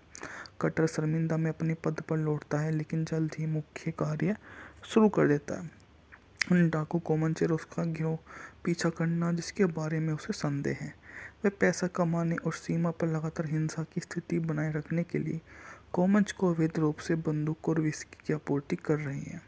रेंजर्स ने मैकबोन नामक एक हाल ही में ही पूर्व अपराधी को गिरफ्तार किया, जिसे चोरी की गई बंदूकों को एक वैगन लोड के साथ पकड़ लिया गया था, जो संभवतः कॉमन क्षेत्र के नियत थी। यह तर्क देते हुए कोमनचेरोस वास्तव में मैकबेन से नहीं मिले थे, उसे पहचान नहीं पाएंगे। कटर मैकबोन रूप में मिलन स्थल पर जाता है। उसकी मुलाकात कॉमन तस्कर टूली क्रो से होती है। दोनों आदमी एक सहज साझेदारी बनाते हैं। उस रात ताश खेलते समय कटर अप्रत्याशित रूप से रिग्रेट से टकरा जाता है, जो उसकी पिछली बातचीत को छुपाता है। हालांकि क्रो का संबंध जो को पहचान लेता है। यहाँ पर ही कहानी चलती रहती है। उत्पादन भी इस मूवी का काफ़ी शानदार रहा था। प्रोडक्शन हाउस ने इस मूवी में बहुत सारे पैसे लगाए थे, जिसकी बदौलत मूवी को काफ़ी अच्छे ढंग से बनाया गया। एक्टरों की फीस भी बहुत ज़्यादा थी। इस मूवी में जॉन वैन को लगभग $65,000 दिए गए, और जबकि सहायक कलाकारों को 20 से $25,000 के बीच में राशि दी गई। इसके बाद में वेल्समैन ने उपन्यास को स्क्रीन के लिए जॉर्ज स्टीवंस ने खरीदा था, जो जायंट के बाद निर्देशित करना चाहते थे। फिर उन्हें the dire of Anne Frank बनाने में दिलचस्पी हो गई, और उन्होंने फॉक्स को 3 लाख के फिल्म के अधिकार में बेच दिया। क्लेयर हैफर स्टूडियो के निर्माता चार्ल्स ब्रैकेट ने इसे रूपांतरित करने के लिए अनुबंधित किया, जिसमें गैरी कूपर मुख्य भूमिका में थे। कूपर ने सैकलार की भूमिका निभाने के लिए रॉबर्ट वैगनर को चुना था। कूपर की तबीयत खराब थी और 1961 की शुरुआत में डगलस हेयस को लेखक और निर्देशक के रूप में घोषित किया गया था। जॉन वैन और चार्ल्टन हेस्टन को स्टार के रूप में घोषित किया गया, लेकिन हेस्टन बाहर हो गए और उनकी जगह टॉम ट्रयान ने ले ली। फिर वे हेयस के साथ माइकल कर्टिस ने ले ली। फॉक्स ने वैन के नियमित लेखक जेम्स एडवर्ड ग्रांट से स्क्रिप्ट फिर से लिखवाई और बोला कि इसको दोबारा से लेके हम इस मूवी को दोबारा से देखेंगे कि इस मूवी को कैसे और अच्छे से बनाया जा सकता है। फिल्म के कुछ हिस्से जो शूटिंग थी वो लॉस एंजलिस में शूट की गई, जबकि मूवी का हाफ पार्ट ब्राज़ील में जाकर शूट किया गया। रिलीज के एक टाई इन डेल की कॉमिक बुक ने इस मूवी का रूपांतरण किया और इसको दोबारा से प्रकाशित किया। इस मूवी को बहुत अच्छी रेटिंग भी मिली। इसको वैरायटी पत्रिका ने 5 रेटिंग दी आउट ऑफ 6, जबकि और ने इसे 3 से 4 के मध्य रेटिंग दी।